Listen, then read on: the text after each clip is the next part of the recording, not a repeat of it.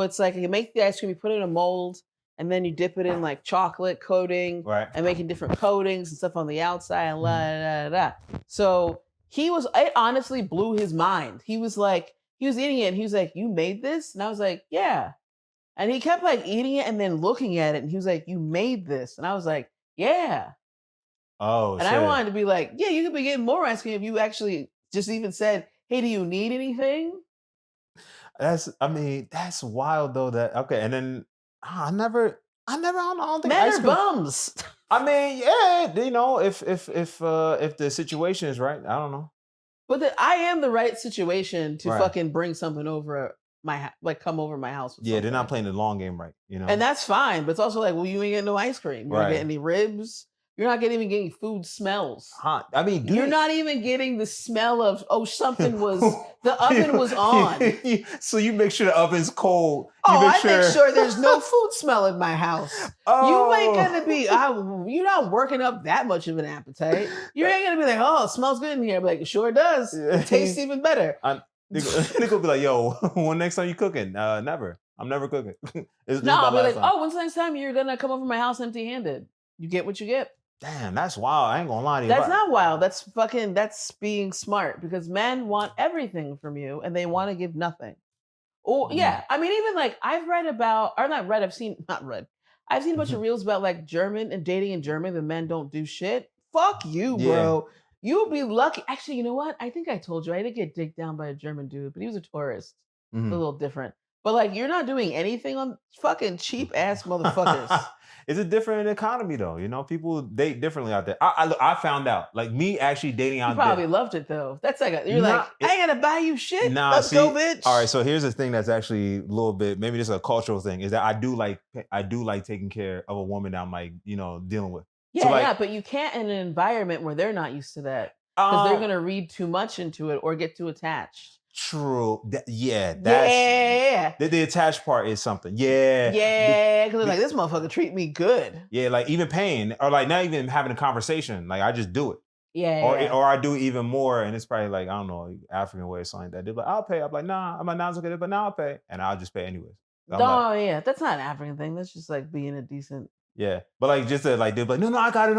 I just don't have the argument. You're like, "I'm buying this pussy, lady. I'm buying it."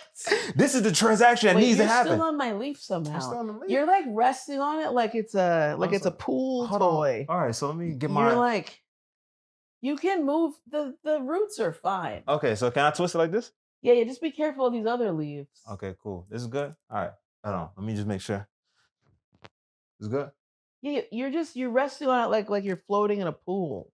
I do like that you feel very comfortable with her, but I do love my plants. Oh, I'm being too aggressive with this plant? No, it's not for leaning. It's a plant. I don't want to be too pushy. You know, I don't want to be that type of guy. I don't ever see any animals in the jungle just like resting on a leaf. You know what I'm saying? This plant is very dope. So it's a dope plant. Thank you very much. Nice. We actually have been through a lot together. We both went through a rough patch. A rough patch. And then came through on the other side. So we thrived together. What was this rough patch? Okay, well, let's see. What was it? 2022, I think. When did I go to? Last year was 2023. Mm-hmm. Yeah. 2022, I was working for one of many fledgling startups. So this wasn't a really startup. This was like a company that we did like team building games for like remote and hybrid companies. Oh, shit. Which then when I worked for a remote company, I was like, oh, I now understand the real need for this because you don't talk to anybody.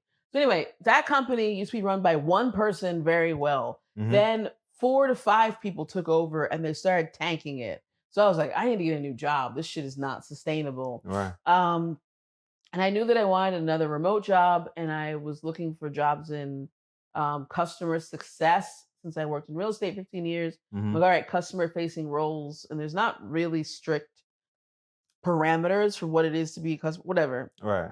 Anyway, long story short, I went through like 6-7 month job search. Wow. And I come back from Mexico City and then there's a lot.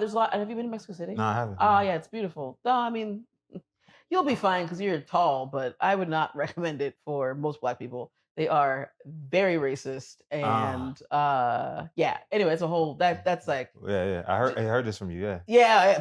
Yeah, I was like, I'm not trying to lose viewers. It's like no. skate past this. Let's focus on the plants. Yeah, my Mexican viewership, the 1.5%.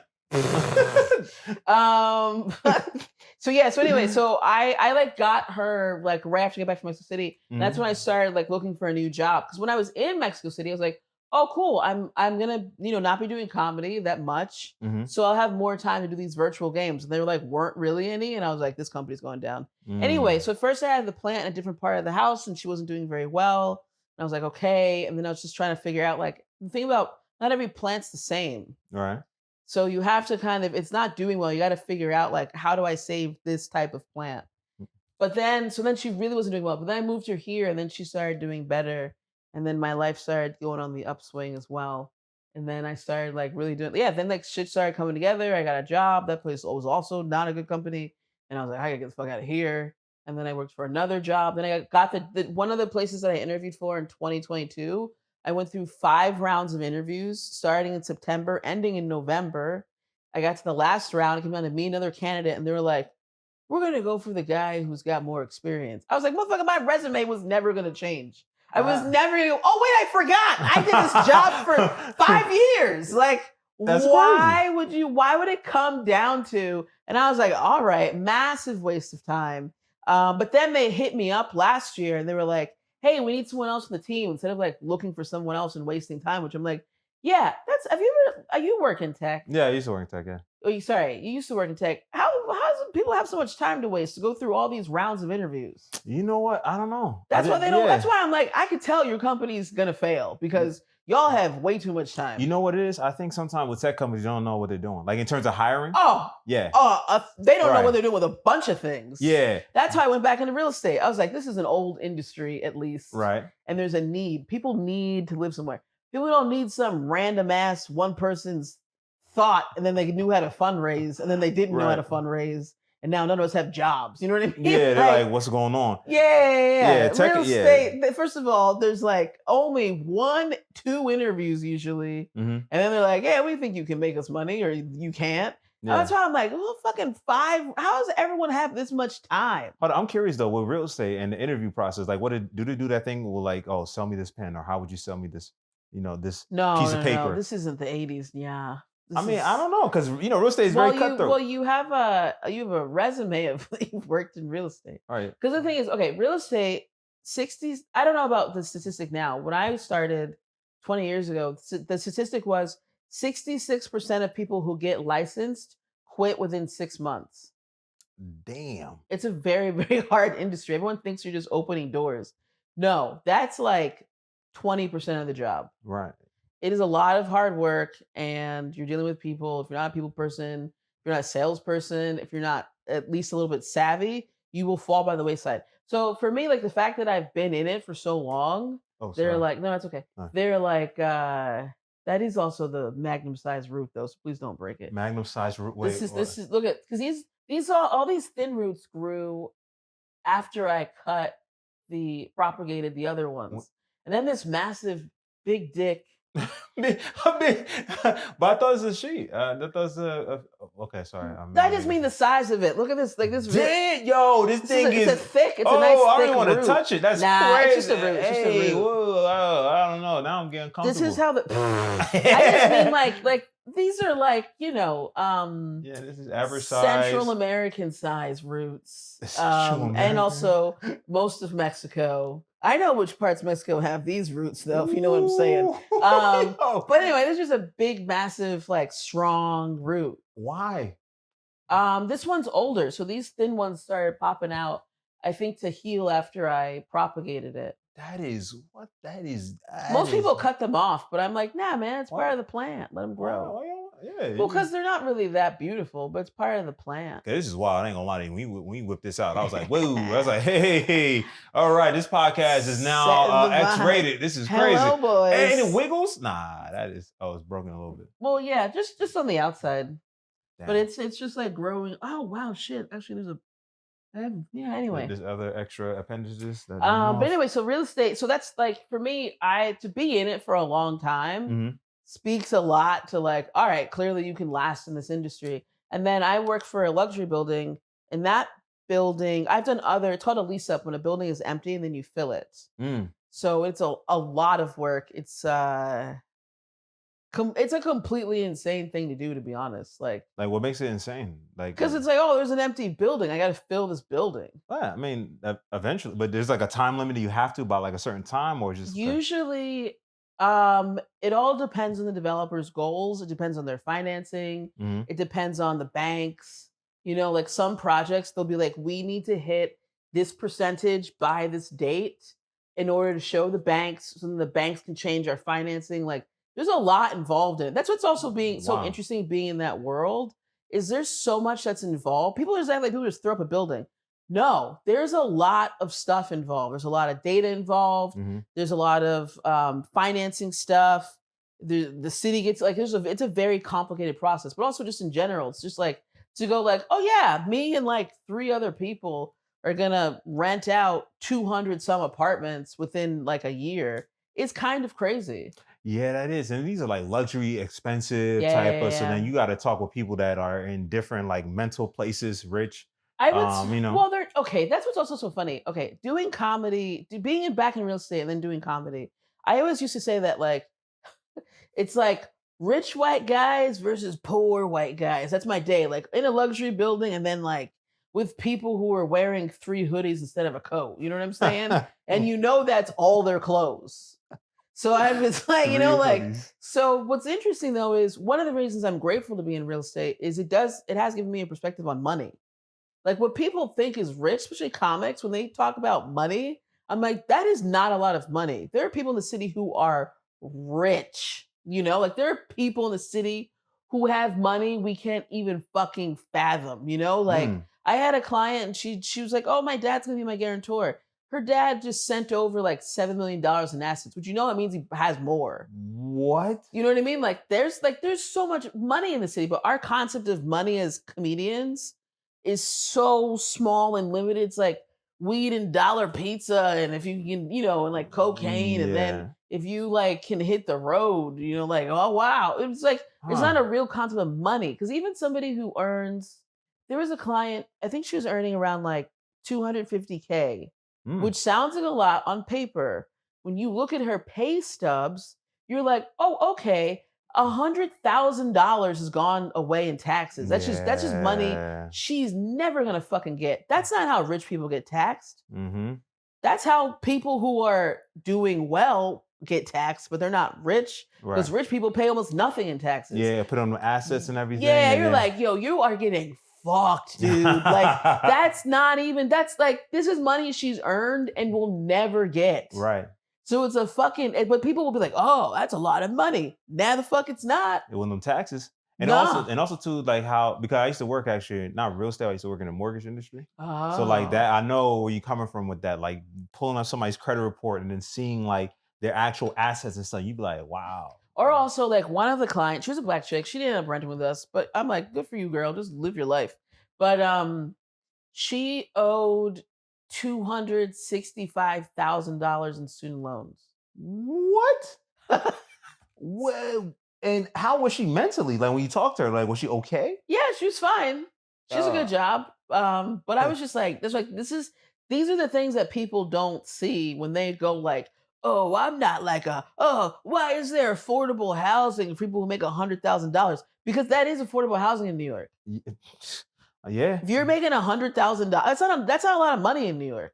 Yeah, it's not. It sounds like a lot to a comic who earns $15,000 telling jokes every year. Yeah, it sounds like a lot of fucking. You ain't nobody's gonna tax you. They're like, Right. yo, keep your lint and your pennies. We're good. Like you give us like $5, you poor motherfucker. You know what I'm saying? Can't get a return on that. But It's like, okay. if you're making $100,000, you're not taking that. It's not like cash. Yeah, taxes. You're getting yeah. taxed. You probably owe money in student loans, and then also your lifestyle is different. Not necessarily because you're snobby, but first of all, if you're making that much money, you should live in a nice building. You should live in a Mhm. fucking fifth floor walk up with slanted floors. Like the guy that I was showing, one of the clients I was showing, He's like, I like my apartment. His floors are slanted. His rent was still high. That doesn't make any fucking sense. Like, you're in $200,000 a year. You should have flat floors. That's not asking much. How slanted was it? Like, it was like we talking about like you put a ball down, that shit goes. That's down. what he said. He was like, things will roll on the floor. Yeah, that would. Or like I have had clients who like they combined, like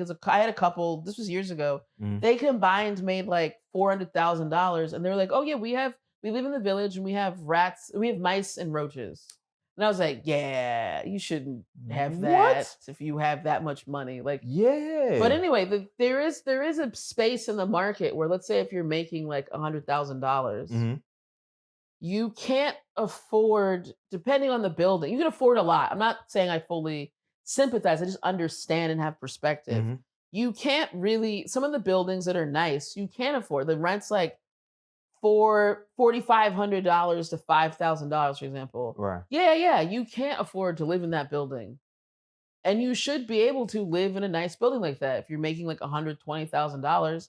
So there is a gap. And then the other thing that happens is, and nobody wants to hear this, because everyone wants to be nice, but just to see it in reality and practice, a lot of these buildings now are mixed income, and it is a disaster. You get a motherfucker, there's a motherfucker in the building where I work. I mean, he is missing his like front like 3-4 teeth. And I'm like, if I was working hard all day, 80-hour weeks, I'm not trying to come home and live next to the person that I'm trying to avoid living outside. That's fucking real. That is a tough one, but I mean, it's not a tough one. I'm telling you, this motherfucker, it's too much of a lifestyle shift. Yeah, there's no like training for living in. It's like there's no like halfway house for rentals where it's like, all right, man, I know you've been in the hood. Let's try to get you in a regular building and then get here. It's like from the hood to here. So he's a problem in the building. He's up late. He's playing music loud. He's fucking he's been a disruption, and he's not the only one. Like this, the management company in the building where I work, they were telling me they've been trying to get a resident out of a building for 5 years. This motherfucker hasn't paid rent in 5 years, and has turned his apartment into a crack den. Now, I'm sorry, if you're making even, let's say, $50,000, you ain't trying to live next to a crackhead neighbor. Now, imagine you're like, you've done all you need to do to get a good job in life. You probably have an immense amount of debt. And then you're living next to a crackhead who hasn't paid rent in 5 years, and they can't get him out. That ain't okay. That's there's wild. A lot of that happens a lot more. That happens a lot. That not necessarily crack smoking, but like where you have to shift your. Okay, I'm not blaming it on the people that move in, but in terms of environment, if that's what you're used to, you're not all of a sudden be like, oh, now I have a doorman. Oh, let me not be listening to music loudly till 3 a.m. No, you're like, this is my reality. This is how I live. This is what's normal to me. You know what's crazy? Because it's like, what you're saying is all true, right? Like, I mean, because it's sometimes tough to say because I have no problem. So I'll be like, you come see this toothless motherfucker, and you tell me, this is, he's a nice enough person, but he's like, there's a target on my back. It's like, don't play your fucking music loud at 3 a.m. People have to work the next day. Right. And that's not. And this is like in Midtown or something, or it's like no, I work in downtown Brooklyn, but this happens all the time. This happens in buildings everywhere. I ain't gonna lie to you. If you make that amount of money, you striving X, Y, and Z, and you live almost in the same situation, if you live in like kind of near the hood or something like that, or like inside or whatever. A lot of people are coming straight out of shelters. Really? Yeah. If people knew how much, I feel like I'm on sad money. Sorry to talk about finance so much. But I mean, great podcast too. Sorry. Yeah, very good podcast. That's our friends. It's our friends' podcast. Yeah. But if people knew how much was given away in vouchers, trust and believe the city would be on fire. If you're living in last year, these people were in studios and they were up to like 26 something for in a monthly for a voucher. Wow. That's a lot of fucking money, bro. That's a lot. For a studio. That's for a studio? Yeah. Or then like a woman passed by, she's like, I just got a voucher and it's for like a one bed up to $4,000. I just want to be like, bitch, how are you? How is it that I can't afford to live in this building, but then you just walk by a luxury building? I can live here. That's crazy. I ain't gonna lie. That is That's a wild. crazy. That's a wild thing for it to be luxury, and then like have that, and then like because the management, because it's just some real stuff. It's like, all right, if you're paying for luxury, let's be serious. There is some type of delineation of like, all right, who I'm gonna be around, the environment and stuff, and that environment is still something I can. If I spend $1,000 or less, it's gonna be like, all right, well, what am I spending money for? Like, what's No, exactly. going That's on? what happens is, people, it's just like anything in life. If you get something for free, you don't necessarily value it. Mm, So those apartments people move out sometimes are just torn the fuck up because it's like, oh yeah, I don't fucking care. yeah. It's a free apartment. I'm not paying the rent. You know what? I feel like because especially when it comes to like housing or any type of like housing or mortgage or any type of living, and you work in the depths of it, I feel like you start looking at society a little bit different because you just Oh see things. hell yeah! Like, what was like the biggest like thing you saw that you're like, oh wow, it is what it is, or it was like a shocking thing. Well, last year the company before I worked for that tech company, Yeah. I worked for a real estate company that at 2 minutes into the job, I was like, this place is a scam. I gotta get out. Like literally, I was like, this isn't a real job. This is something's off here. So their concept was, why do we let the landlords rent the apartments when we can do it ourselves? And you're like, what? So they What? would prepay rent for like a year, 2 years to the landlords. And then they're like, we're gonna find our own clients. What? Yeah. And then so I was working in a luxury building in the South Bronx. Beautiful building. Mhm. Like they knew what they had to do to lure people to the South Bronx. Yeah. Beautiful. That Oh, it's in building was South Bronx. so Damn. beautiful. Yeah. All of the almost, I'd say, I'll put it this way: in like I stayed there for what, 5 months, closed one deal, and I was like, that's where I was like, how are we still getting paid? Where's the money coming from? Mm. Like this doesn't make any sense. There's no like there are barely any tours. Like none of it made any sense. And then when I started to realize, basically everybody was calling had a housing voucher, and they were calling straight up from shelters. And I was like, this is some kind of weird, bizarro, paradoxical world where Right. I am working in a luxury building. Really, I was working from home most of the time Mhm. because I'm like, what am I gonna bring my laptop to the Bronx for? Hell nah. There's no fucking office. It was just an apartment. They had 2 plastic tables that you would bring to a 4th of July picnic. What? And they were like, bring your laptop. And I'm like, I got no appointments, and all I'm doing is getting cursed out all day because it's the Bronx. So people would, okay, this is how it worked. People would set up an appointment through the app. Mhm. Then we would call them to verify what they're looking for, to make sure like, this is the price is a studio. It's not like a 1, 2, 3 bed, whatever. Mhm. And usually I would call they made the appointment. Right. We're not cold calling anybody. I would be like, hello, hello, is this Nya? And they'd be like, who is this?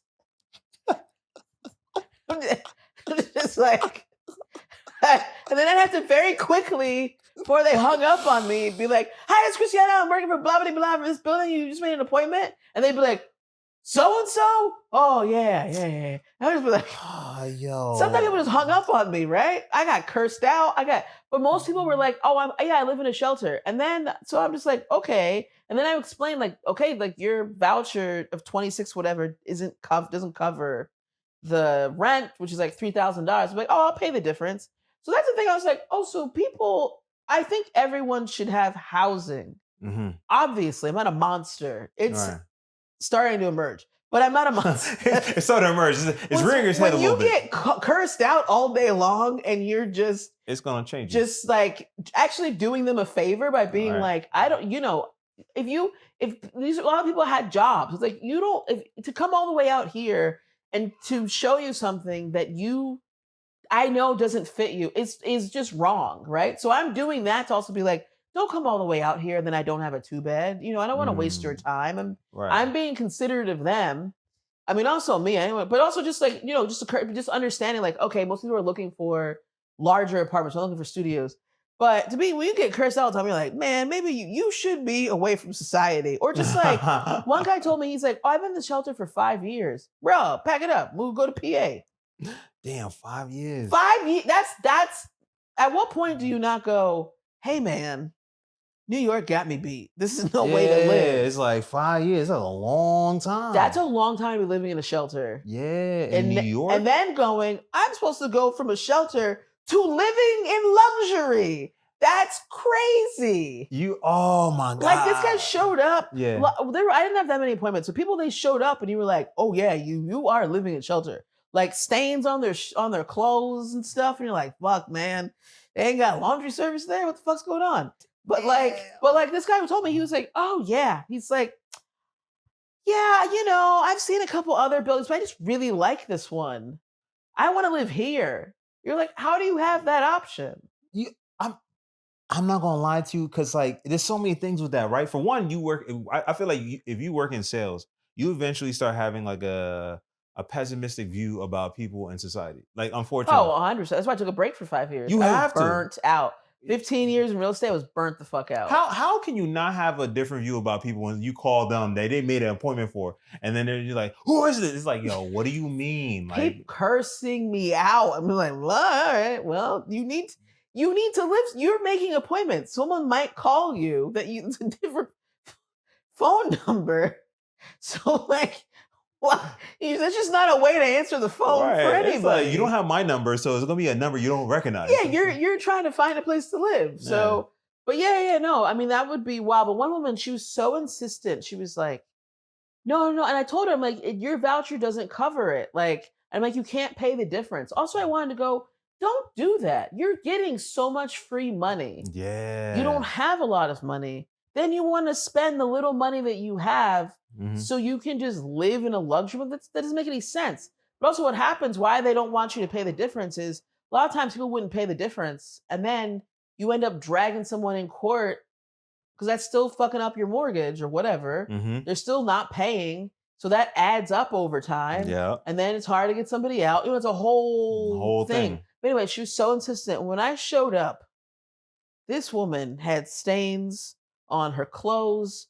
Her teeth were corroded and she had a lazy eye. And I wanted to be like, bitch, I can't believe I had to take an Uber from Harlem here. Oh, shit. And your eyes aren't even facing the same fucking direction, bro. Like, what the fuck? You're wasting my time. That's the thing. Working in real estate, people complain about real estate agents. You guys waste our time too. We have no problems. Oh, that's your job. It ain't my job to meet your raggedy ass. I know you can't live here, but still in her mind, she was like, yeah, she's like, yeah, I saw this as a pool. I'm gonna live by a pool. Girl, start with clean clothes. Start with a toothbrush. Hold up. To think that you deserve to have a pool is wild. I always I'm like, these people are the entitled poor. They honestly just feel like, oh yeah. Okay, so what did you learn about people in general when you was working in real estate? Oh, yeah. What in general? Just in general, because I guess you know what I learned? Everybody is terrible. That's what I learned. People think landlords are terrible and they complain about landlords. When the market shifts and it's in the power and then the tenants have power, they are also monsters. And it's like, okay, you're monsters, but you don't own shit. So like, when during COVID, for example, or like when the market crashed in 2008, and then people were fucking assholes, like, give me, pay the fee, give me this many months, blah, blah, blah. The landlord still owns the building. So they're going, oh, okay, cool. And they know the market's going to fucking correct itself.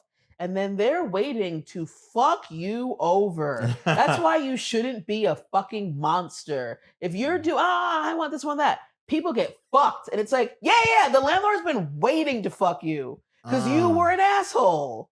You were a fucking asshole. You deserve to get fucked. You had a temporary amount of power and you used it and exploited as much as you could and didn't realize in the long run, oh wait, the market, this isn't the downfall of society. Aliens aren't here. Right. It's not a goddamn apocalypse. That landlord just has to wait till shit shifts, which happens quickly in New York. And then next thing you'll be like, 08, 09. And then like when the market corrected, like 2010, 2011, do any of my friends were like, I got like a $400 increase. The fuck you did? He was waiting for you. The fuck you did. They want their fucking money back. It's patience. Because they still own the building. You don't own shit. So that's Mm. what I learned. Like people, as much as it's all about power dynamics, and everybody will be a terrible asshole when the power is in their hands. Mm. And that's what it comes down to. That is what I've learned. Damn. So I mean, how? Wow. Because it's funny because you're in comedy, and comedy has such a different skew of like power and society and stuff. Whereas you have the inside knowledge Yeah, of it by yeah. working through it. So you probably be hearing people talking. You like, you just don't know. Oh no, a bunch. Oh well, comics don't know a lot of shit. Well, I mean, But that is part of it too. Where yeah, like hearing comics complain. It's so funny because this summer made year 11. So some of the comics who were like gung ho, like, oh, this is gotta be your life. Like seeing them get like office jobs, I'm like, wow, weren't you Mister? Why have a day? Oh, people with day jobs are terrible. It's like, well, now you have an office job and you're the shit. Some of us had day jobs the whole goddamn time. But anyway, such a bravado that's out here of like, not, having a side job or something, but only doing it full time in a city that's so expensive. Like, yeah, it doesn't make any sense to be honest. New York City is the wrong place to try to do that. And like, I mean, you might be lucky, but that's a luck that if you miss that chance or whatever, Yeah. you suffer. I mean, also similarly, like, as the market shifts, same thing with comedy. Hmm. Power shifts hands. Mm, Bookers leave, shows get canceled, venues close. right. People are rapists. They're fine, actually. The rapists are fine. But the rapists will always be fine. Yeah, which is fucked. Yeah. Yeah, that's just the reality. But anyway, the monsters live. But it's like you gotta always be able to shift and adapt. I do think that real estate has helped me in terms of understanding adulthood, the world, money, but then also just like power dynamics and, Hmm. and shifts and all of that as well. I mean, I've seen there are developers who have been like, that's like the hot developer, and then they're totally bankrupt now, like Wow. you gotta in both worlds, I think it's important to keep your ego in check and understand that just be grateful. Not to be not grateful in a way like, oh my God. But Yeah. just to keep a humility about you because you never know when something's gonna shift. And then, if you were talking shit or acting like an asshole or like maybe you were on a trajectory and you got like a writing job and then all of a sudden you thought you were better than people who are still doing bar shows. And it's like, oh wow, writer's strike? Looks like we're on the same bar show Yeah. now. Say, hey, I remember you. Yeah, exactly. Yeah. Yeah, like, oh, Huh. now you want to say All hi. right. Yeah. It's like, huh? Well, you used to Oh, ignore me now for, there's a now you got a hi Christina in you, which is not my name. I'm referencing a very specific person. But anyway, uh, yeah, I want, yeah. Some people that are very interesting about names. Yeah. do people fuck up your name? Because only 3 letters. Probably. I mean, 'cause it's a sound. Like, I mean, cause I always have this joke. I'm like, No, I know the yeah. joke. I mean, it expanded more, but it's just like it's jarring for someone to ask what's your name, and I follow by a sound. Hey, But what's your but name? all Yeah, it's like yeah, but all letters are sounds. it is, but like I mean, that sound is No, I get it, but also like that's what if anyone says that, just be yeah. like every letter is a Right. sound. No, no, they never say it. I can see it in their face. No, It's you like should tell them that though. Be yeah, like, yeah. your name's also a sound. You know what it is? It's more like it's always curious to see because it always happens in different ways. Like the one that usually happens, like, hey, how you doing? My name is Nyan. They're like, what? And I'm like, Nyan. They're like, it's like a processing. I be looking at you like, what you? I'm like, so what you thinking? Like, what you? They're like, that's very interesting. Where's that from? I'm like, or like, hey, what's your last name? I'm like, no, let's just stay with the first name. This is Yeah, you yeah. couldn't handle 3 letters. Right, we about to go with like 10 extra. That's nah, let's start with the first one. But yeah, I mean, yeah, they do get it wrong sometimes, but it does say it like with German language, it's like a mix of ja and nine. So when Mm. people hear it, it's like it's actually like a sound that they make in their language. Oh, so So this was destiny for you to move to Germany. that winter is too difficult to say that was destiny. That winter in Berlin is difficult. Yeah, that ain't no New York like equivalent. Nah, New York Yeah, winter yeah, is better than Berlin. That is yeah. yeah, that's hands down. But I mean, you traveled a lot though, like so you probably know about the weathers. Word. And I mean, winter. I think I don't know. Is it darker? I know. Like I used to spend time in Ireland, 2006, 2008. mhm. And yeah, no, that gray is like it seeps in your pores. I remember Yeah, being like 3 days in, I was like, I get why people drink in this part of the world. It's just so depressing. The winter's very. so I mean, most of the year is gray, but it's a heavier gray, I think, than New York. Yeah. I mean, how long you lived in Ireland for? I lived in Ireland between 2006, 2008 part time because, as you know, because I met my now ex husband who lives in Berlin, Hmm. um, in Dublin on my first trip. Literally, I was like, I will never come back here. It's so gray and so depressing. And then I met him at a reggae spot. What? Wow. Yeah, he's from Ghana. Wow. Hmm. Okay. And then you was part time with this. So you live in New York and he's going back and forth. I was going back and forth. Wow. Yeah, because it was a whole thing to get him out, Oh, and the visa and shit. yeah, dude. You know what's fucked up though? Like, well, life is what it is. Because he definitely isn't my person. Like his wife now, I'm like, oh, you love this motherfucker more than I could ever. Because they've been together longer, and also just like mine was already pretty conditional going into the marriage. I was like, yeah, we'll see. I'm young. Yeah. Like that's literally how I approached it. I was like, yeah. I also thought the papers it wouldn't take that long, but so he wasn't on. Do they have like different stamps in Germany, like different levels of? Citizenship or something like Yeah, that? yeah, yeah. Yeah, I think they got like residency, then permanent residency, then like, Word. citizenship. Like, I think those are levels or That's pretty. opportunity. That's pretty standard. In Ireland, they had a thing called Stamp 4, and when you were on Stamp 4, that's when you were like fully like you could work and all that stuff. Hmm. He had, I think, Stamp 2, which is like we know that you're here, but you still can't work. Damn. Yeah, yeah, yeah, yeah. It was pretty aggressive. And so basically, the Irish immigration system is what really fucked things in terms of time. Hmm. And the American immigration had okayed the visa way before, and then it was just the Irish government sorting things out for Damn. about a year and a half. It took 3 years for him to get here. What? Yeah. Oh, that's By the time he crazy. got here, it was already over. I was like, this shit ain't Um, gonna fucking work. yeah, and you're young too, so it's like, yeah, Yeah, like, but he didn't eat pussy. I always say it's easy to divorce a man who doesn't eat pussy. Also, if he's semi-illiterate, because I'm like, I remember one of my friends was like, "Oh, he could technically, since you make more than him, he could technically sue you for alimony." I'm like, not if he's semi-illiterate. he don't know how to read He that. ain't gonna read that shit. Plus, I was like, I would love it if he tried to come to me for some fucking money. Yeah. He cheated on me. I was like, that ain't gonna fucking fly. Oh, the fuck, yeah, nah. But also, more importantly, though, he didn't eat pussy. So I'm he like, ain't pussy, so that I mean, that was doomed to. I had a lot to experience. Like he was Right. only supposed to be in my life for the time that he was. Mm-hmm. I learned a lot from that marriage. I also, lived in Europe for 3 years part time, which I talk about it, but then someone be like, damn man, that really was your life in your 20s. Yeah. Because I was doing real estate, like working for a company and then working as a broker independently. Mm-hmm. So I would have like, I remember one week I had a good fucking week. Mm-hmm. It was like Easter weekend, and I was like, yo, dude, I'm flying in, dude. I had a great fucking week. I closed a bunch of deals. Wow. And then I would always, within a week of coming back, close a deal. Oh, she was killing it out here. Yeah. Wow. Pre-market crash days. Oh, my mouth's watering. The money was so good. Oh my! But also, I fucking hustled. I would work.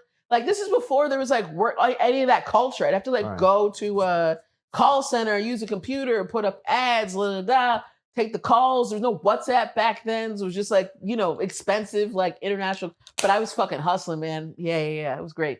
It's fun. Wow, that's crazy. Yeah. I was like, I don't give a fuck that I brought you here. You ain't gonna eat my pussy and cheat on me. I'm gonna say goodbye. And Lord knows, I've told this. My ex-husband's name was Charles. I've told Charles, I'm like, Charles, you know what? The amount of pleasure that I have experienced in my life makes me so happy that we got divorced. I mean, there's so many things. There's so many things. I wasn't even on for my own journey. Yeah. I wasn't good at giving head back then. I'd only fucked a few dudes. I hadn't started doing yoga. I had my breathing down. You know what I'm saying? Like the yoga? Yeah, no. When I started doing yoga, I started giving better head because I just understood how to breathe during it. Wait.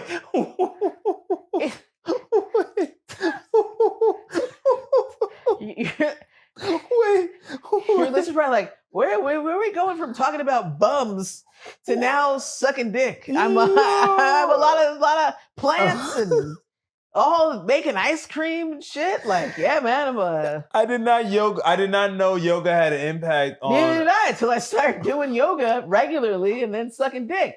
Wait. At what point did you make the correlation? I'll never forget. It was a guy that I'd hooked up with when I first moved to New York, a Nigerian dude who wasn't shady. Uh, I know it's rare. Anyway, he lived in the Bronx.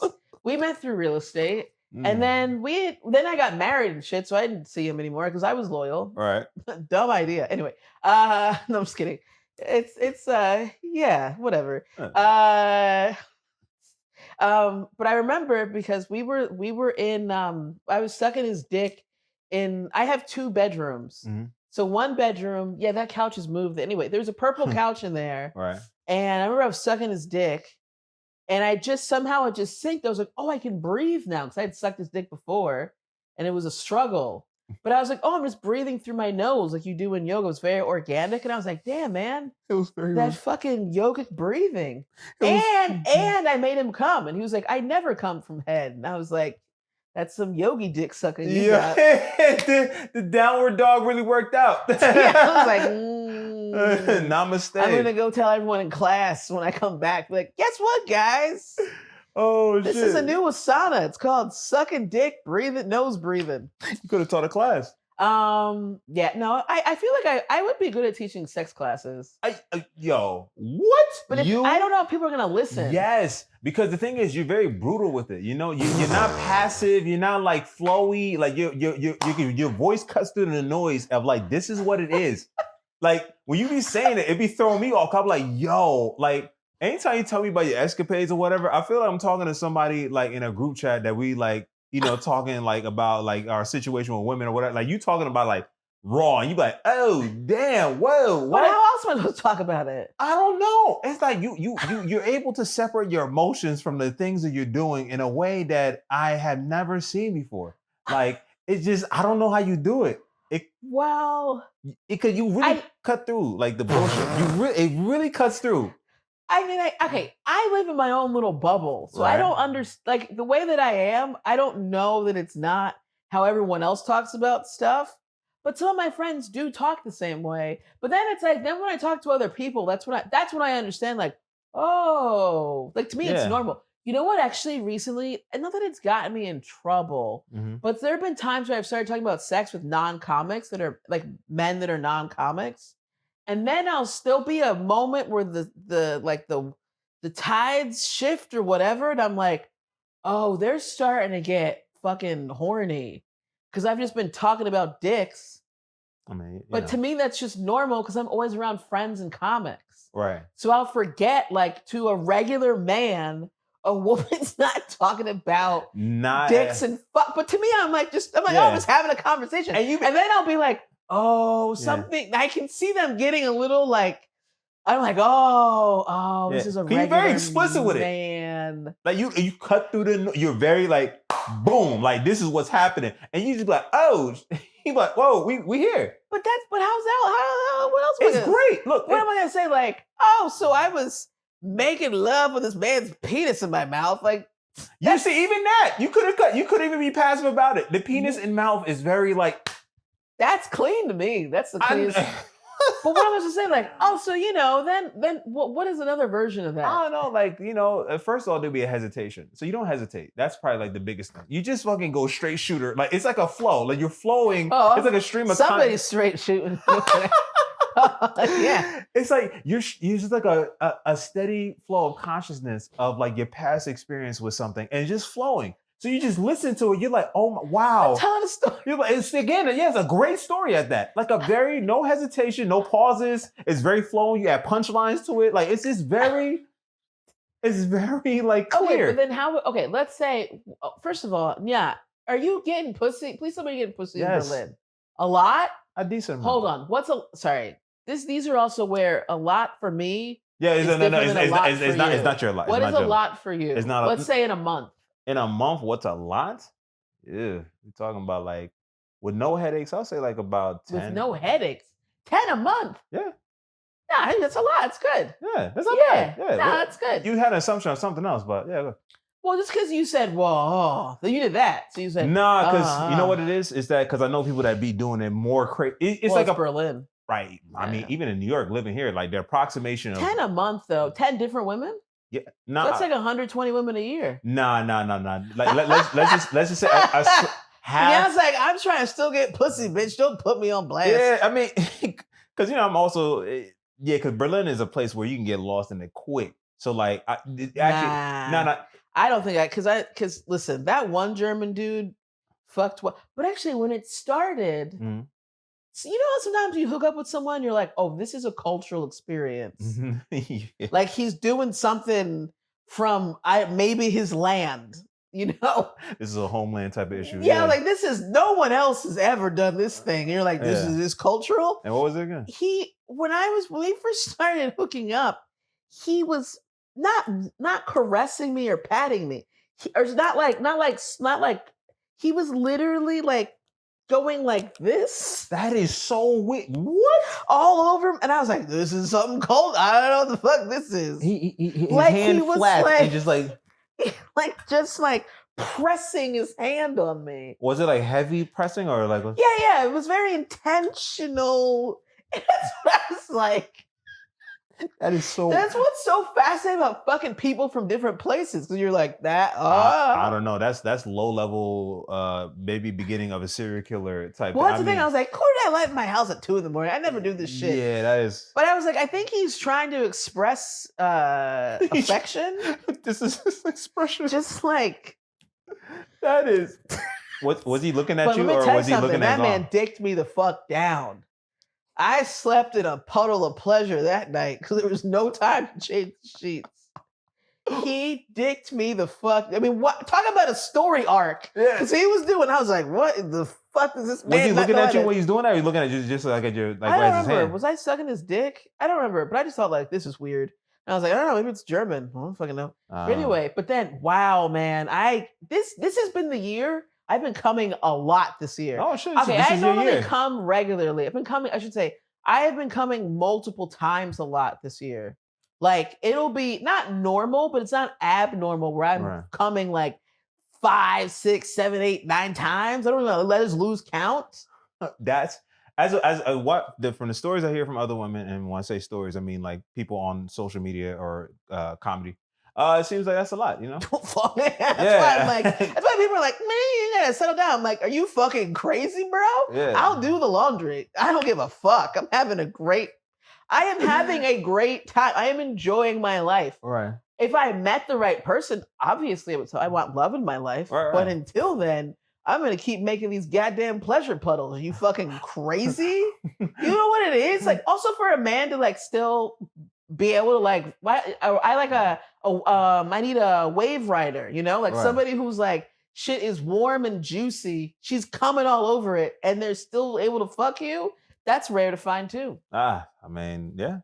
Man, he had a very ugly dick though. It was very ugly. Like it's funny because he gave me a good sales pitch. That's when we hook it up. I was like, I appreciate this pitch. He gave you a sales pitch It about wasn't a his dick? sales pitch. No, that's why I was hooking up because like I was supposed to fuck someone else that weekend Right. again. That guy had a CPAP machine.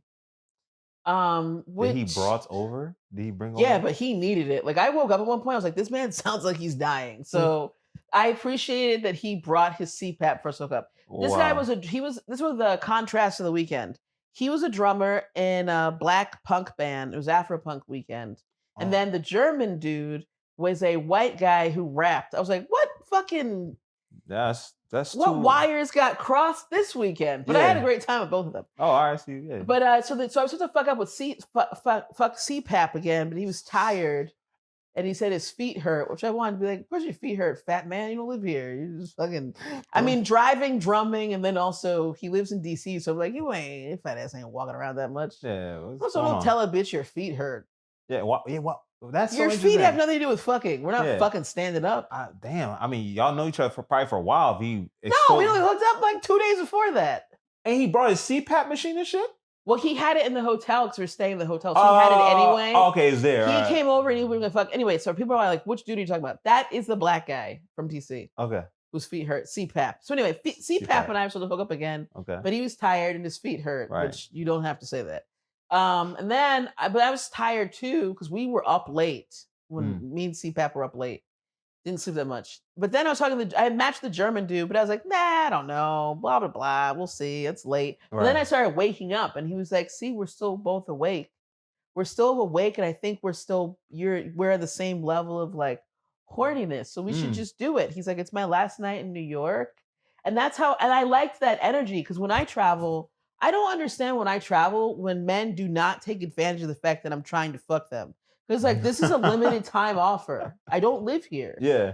Like, especially if it's from a place where there's like none of me, like Mexico, for example, I'm like, you're not gonna, you're not gonna seize the moment. That's like reflects on how you go through life. Mm. You're not gonna say to yourself, damn man, when is the next time I'm gonna meet a big tittied, juicy pussied, ass eating black woman who is bilingual? Putting that right there. And then we happen to match on an app where the odds are working against you, and you're just like, okay, cool. Don't hit me up. And you've seen my nudes. Don't hit me up months later when you realize you fucked up, bro. Right. Somebody's like, I'm not coming back. I don't know I'm coming back. I'm not coming back. Hey, you know, it's a Should one-time offer. Should have seized the fucking moment. Right. So him having that energy, I was like, oh no, I like this. That is true. Because Mm. then I don't want him to get on a plane and then I'm like, what if I fuck that German dude? That's why I was like, this is a very smart pitch. This is very It wasn't a pitch, but I was like, this is smart. Yeah, you just set it up for you in a way like, hey, I'm about to Yeah, leave. it made sense. Right. It made sense. I was like, I am awake and horny now. And he wants to fuck me. And okay, right before I decided, right before he said that, I was thinking to myself, okay, I've fucked 3 out of the 4 types of zodiac signs. So I had been with first water, Scorpio, then earth, Capricorn, Right. then air, Gemini. Yeah. That was CPAP. Oh, okay. Oh, CPAP. if he lived in New York, I would never fuck a Gemini. But I'm like, you're only here for this weekend, so we'll hook up. Oh, it's okay. And then I was like, oh, if I could get a fire sign, I'm like that'll be my next goal. I like to do a tic-tac-toe, 3 dicks in a row, 3 dicks in a week, right? Or 3 days in a row. Nice balance, right? Love that, right? But I was like, oh, my next goal should be one of the 4 types of signs in a week. So when I was talking to him, I was like, hey, what sign are you? Right. And he was like, I'm a Cancer, water sign. No. Leo, cusp, fire sign. So I was like, bring your fucking German ass over. There we go. Wait. So all 4 signs in a week. That's what made me go like, this is a sign. That is so funny. Look how you talking about this. You have fucking achievements. Yo, she's magical. She is magical. The way that she manifests dudes and dicks and pleasure. Yeah, by fire signs? She is fucking, no, just in general. She's fucking magical, dude. I will be down and out, be like, I'm so horny. Actually, September makes 12 years ago from the first time I ever came during sex. And I had terrible sex with this guy. Queens dudes are terrible. He was from Queens. He was also a Sagittarius. Awful. Such bad sex. Massive waste of time. And I was like, dude, I should stop fucking dudes and trying to pursue dick and start like really focusing on comedy and like writing jokes more. That did not do it. And then I remember I was down the street at my friend's house. She just had a baby and I was literally physically restless. Like I was on her couch, like, I don't know. I was so horny. I'm like, I don't know what I'm going to do. I was losing my mind. It felt like my skin was on fire. I was like, what do I do? Then I was walking home and then someone said, I had headphones in. Someone said something to me and I looked at him and I didn't hear him. And I said to myself, these are the moments that you miss while you don't get dick. So I like took off my headphone. I was like, I'm sorry, what was that? He was like, I just said, have a good night, beautiful. And I was like, oh, okay. Then we talked on the sidewalk for a while. I remember we were talking and he grabbed my ear somewhere. I'm like, oh, he's trying to fuck like right now. But I was like, oh, whatever. Anyway, a few days later we fucked and yeah, it made me come. Oh, shit. Not the first time, the second time. Right. And he said, I remember he was like, he was also a Cancer. I'm a Cancer. And we like to please.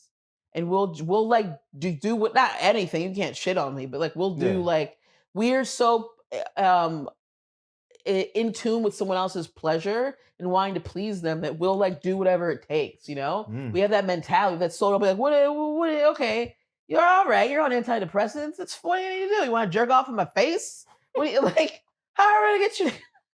What do we have to do to make this happen? Right? I'm here for you. No, for real. But he said to me, he was like, He was like, girl, he's like, I can feel that you're close. Don't worry, girl, I got you. Which was very, Oh, very I mean, that's supportive right. of a man I'd known for like 3 days. That's And he was right though. I was close. I said to mentally go like, just let it happen. Because it feels like you're about to pee yourself when you're gonna fucking come. But so that's why I was like, it's a weird thing because you know it's not pee. A bunch of people are like, oh, is it pee? Is it not pee? It's not pee. Because when I pee, I don't have to pee again for what, like an hour? You heard it here. It's not pee. It's not pee. How is it that I'm not? If I pee right now, I'm not able to pee in like 30 seconds later. Having multiple, I'm squirting every time. Not like a pornographic type of, nothing cinematic. Nothing shoot in the air. Nothing at a 45-degree angle. Yeah, but when I come, I do squirt in a very gentle way. Men can feel it though. But like that you can't do that if it's pee. Like I peed, my bladder's empty. That's a good. I ain't gonna lie, that makes so much sense. Most bitches aren't having that many orgasms to be able to have that perspective. You need to teach a class. Look at that. I don't know how they can do that. I don't know how. I mean, but you have on the field experience, right? So then you be like, hey, look, this is not piss because how can I piss myself 4 to 5 times? How can I piss myself 10 times in a row? I mean, there you go. Also, you can smell the shit. There's no smell to it. It doesn't smell like piss. Nobody ever gets up and goes like, damn, this bitch got some pissy ass sheet. She got a pissy pussy. Yeah, like, why does it smell like a urinal in here? Yo, that makes sense. Nah, come on. I ain't gonna lie to you because there's always been a debate online about if it's pissing out. I think some bitches are pissing on men to make them happy, but I'm not. That is, but yeah, the smell and then multiple. Look at that. You just have unlocked something. I'm pretty sure for a lot of people who's gonna listen, you unlocked something. And then there are people like, fuck this bitch. I haven't come once. I don't know. What's she complaining about? What's she talking about? Yeah, like, oh, this bitch come multiple times. Fuck. Anyway, I say that to say though, yeah, you gotta always keep an open mind. But anyway, the funny thing with the German dude is, if I had asked him for a dick pic, he's like, no, I don't send dick pics out, which normally I don't like. But then I'm like, this actually I'm glad he didn't send me a dick pic because I would have been turned off by it. I probably would have still fucked him, but like, oh, this is an ugly ass dick. It was very ugly. But it made me come so many times. Life's unpredictable. You gotta stay open. You gotta stay open to like pleasure and experiences and connecting with different people. I'm curious, what's too much sex for you? Well, if it's bad, then that kind of shortens the amount of time. I don't want to have bad sex. I mean, I don't think anybody would, yeah. Well, people do it all the time. Well, I mean, they ain't got no options. It's like shit, There's always options. There's always. I mean, that's the thing. Like, I had terrible sex with that one guy. I didn't pack up my pussy forever. It was like maybe like a week and a half, 2 weeks, and I was like, let's get back out there. I don't understand people just stop having sex. You know what? I mean, okay, sorry. If there's something traumatic, obviously, like. But like a normal circumstance, something criminals have, you're gonna let one bad dick take you down? Take your pussy off the streets? That's crazy to me. Well, people don't know how to, get back on their feet and. But that's on them then. You know what I mean? Like people will judge me or whatever, but I'm like, nah, because I'm not gonna let a negative experience stop me from enjoying my body and someone else's body. I'm curious because, like, I mean, again, like the way you talk about it is so like direct and so like whatever, and not in a bad way, but like actually in a way that it's just surprising because the way you talk about it is very like, hey, look, like, how did you get to this point where you're just very confident in this like way? Because a lot of people ain't confident, especially sexually. You know what? Okay, so for me, I've always been horny. Like, even as a kid, I knew, I was like, people can't know how horny you are. Like, I knew that I was horny and also, like, without having any concept of, like, really what a pussy is. I was also very, like, I remember reading an article when I was, like, 12, and it said, like, oh, women shouldn't wear underwear when they sleep because it can get, like, molecules or whatever, and it can lead to, like, odor. And I, like, stopped. I, like, started sleeping naked immediately. Wow. I was 12. I was not using my pussy, but I was like, nah, man. We gotta keep that ecosystem fresh. The nails is always kind of in a. What the fuck?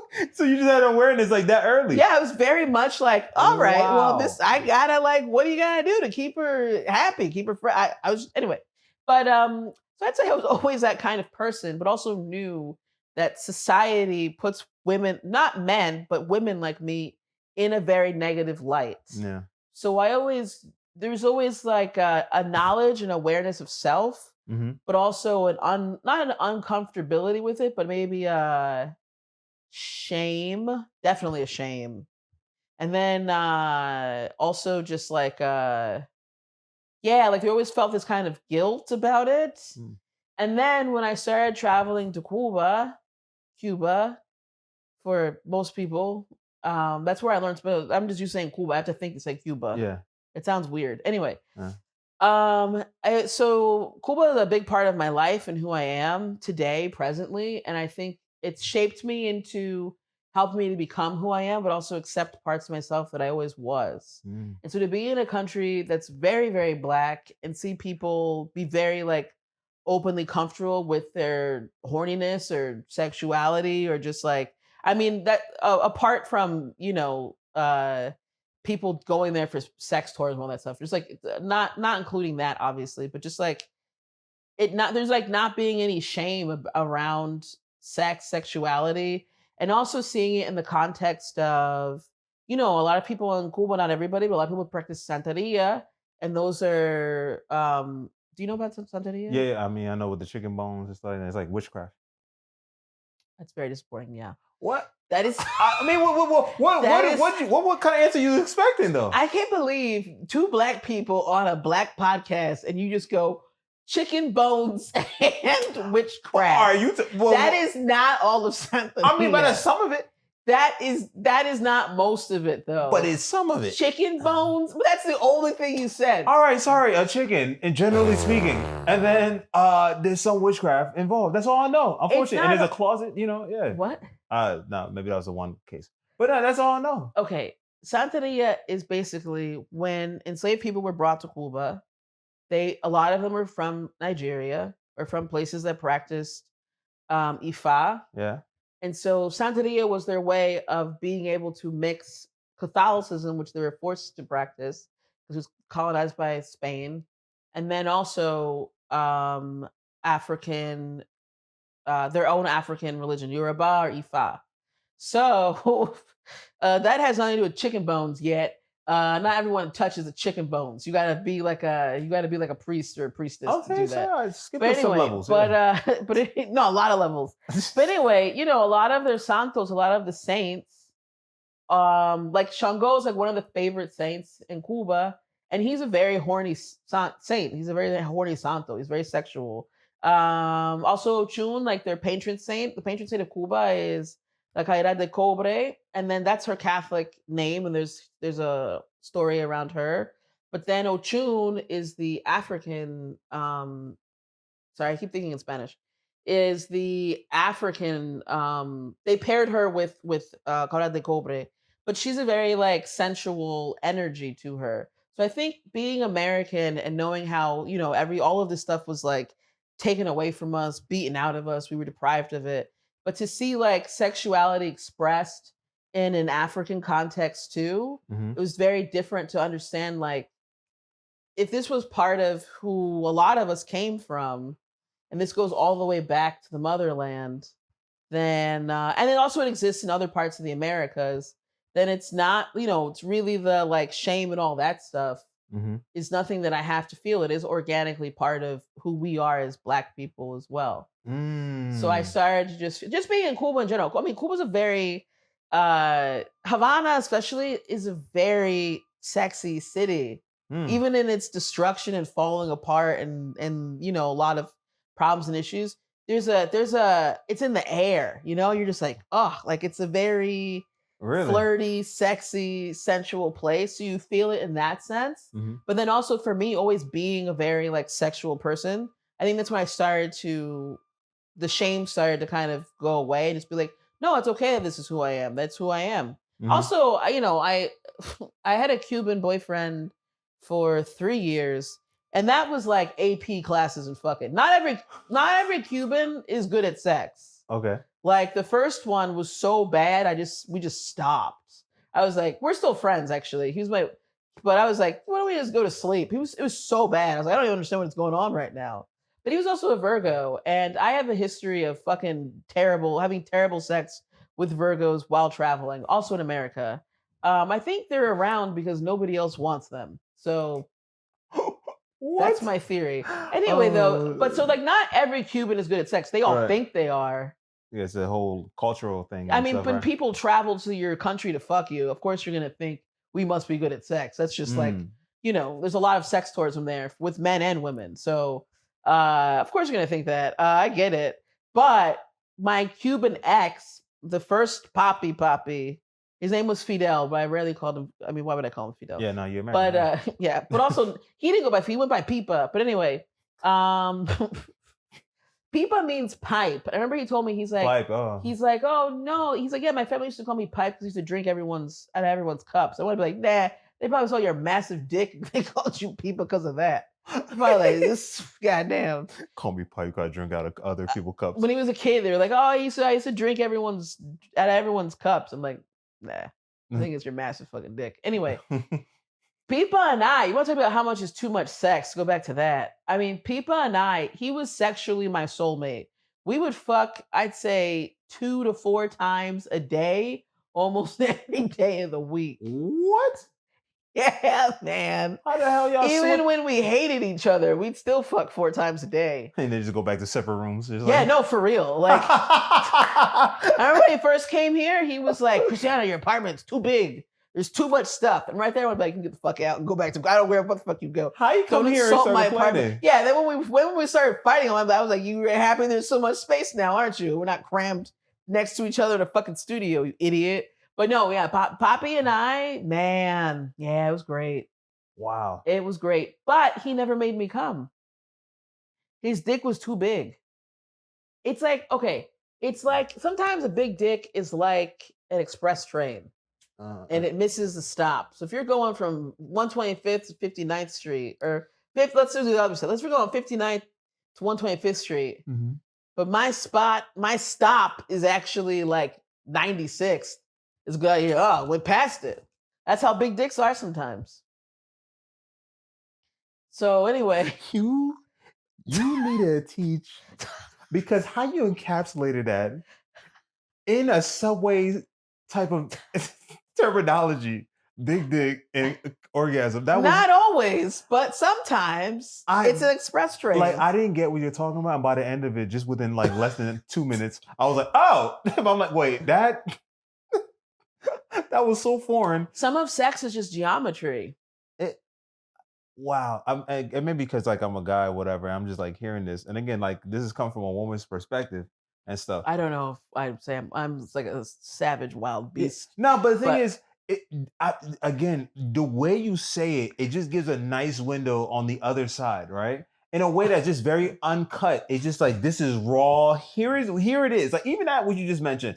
If you keep saying uncut and raw, I'm gonna start texting somebody. All right, sorry. I'm probably gonna get censored by this shit. No. YouTube, Okay. right? But like I'm saying, the way you're saying it is just very clear. And most dudes don't hear that from women this clear. Well, I don't think a lot of women know their own bodies that much, though, to be honest. So that's part of it too. Like part of it is obviously sometimes women will say they want a man to know their body, but it's like, do you know your body? How often do you know where your spots are? Do you know what pleases you? Do you know like, and not in like this weird kind of field sense of like I'm into and I'm into like, but just on the basics of like you have to know your body. I started jerking off when I was 12, so I had already been coming. Geez, now when I think about it, how long was I coming before I actually came with a man? Anyway, whatever. At least it happened. Doesn't matter. I'm not complaining. But but like I already knew what it was to come on my own for 6 years before I even had sex. Period. I was already in a understanding like my body and pleasure. And then when you have sex with other people and you discover other things, and especially people that are from different backgrounds than you, it's interesting like how pleasure can be expressed and like how people will interact with your body as well. It's like so fascinating. So I think that's also why like I can be very cutthroat because I'm pulling from so many of my own experiences on my like independent of anyone else. And then I'm also pulling from experience with so many men from so many different backgrounds that I have this like wealth of knowledge now. Yeah, because you definitely have like, I mean, again, the way you articulate it too, like, is also something that's like also like dope and like you don't see that, right? Because explicit, yes, but then the way you the way you talk about it, it's like I don't even, I can't even explain it because even sometimes we talk about it. Like I'll be like, yo, this needs to be encapsulated somewhere. This ain't no just, oh, so blah, blah, blah. It's like, wait. I'm peering into something that I didn't think I can have a view of. What? I didn't even know this world exists. Yeah. Well, that's what's also interesting. Like they're different levels of like pleasure. Like just like, and I think also, I would say like when I just in terms of sex, like attracts like. Mhm. So sometimes when women complain, like, oh, I always have terrible sex with men, I'm like, well, how are you as a lover?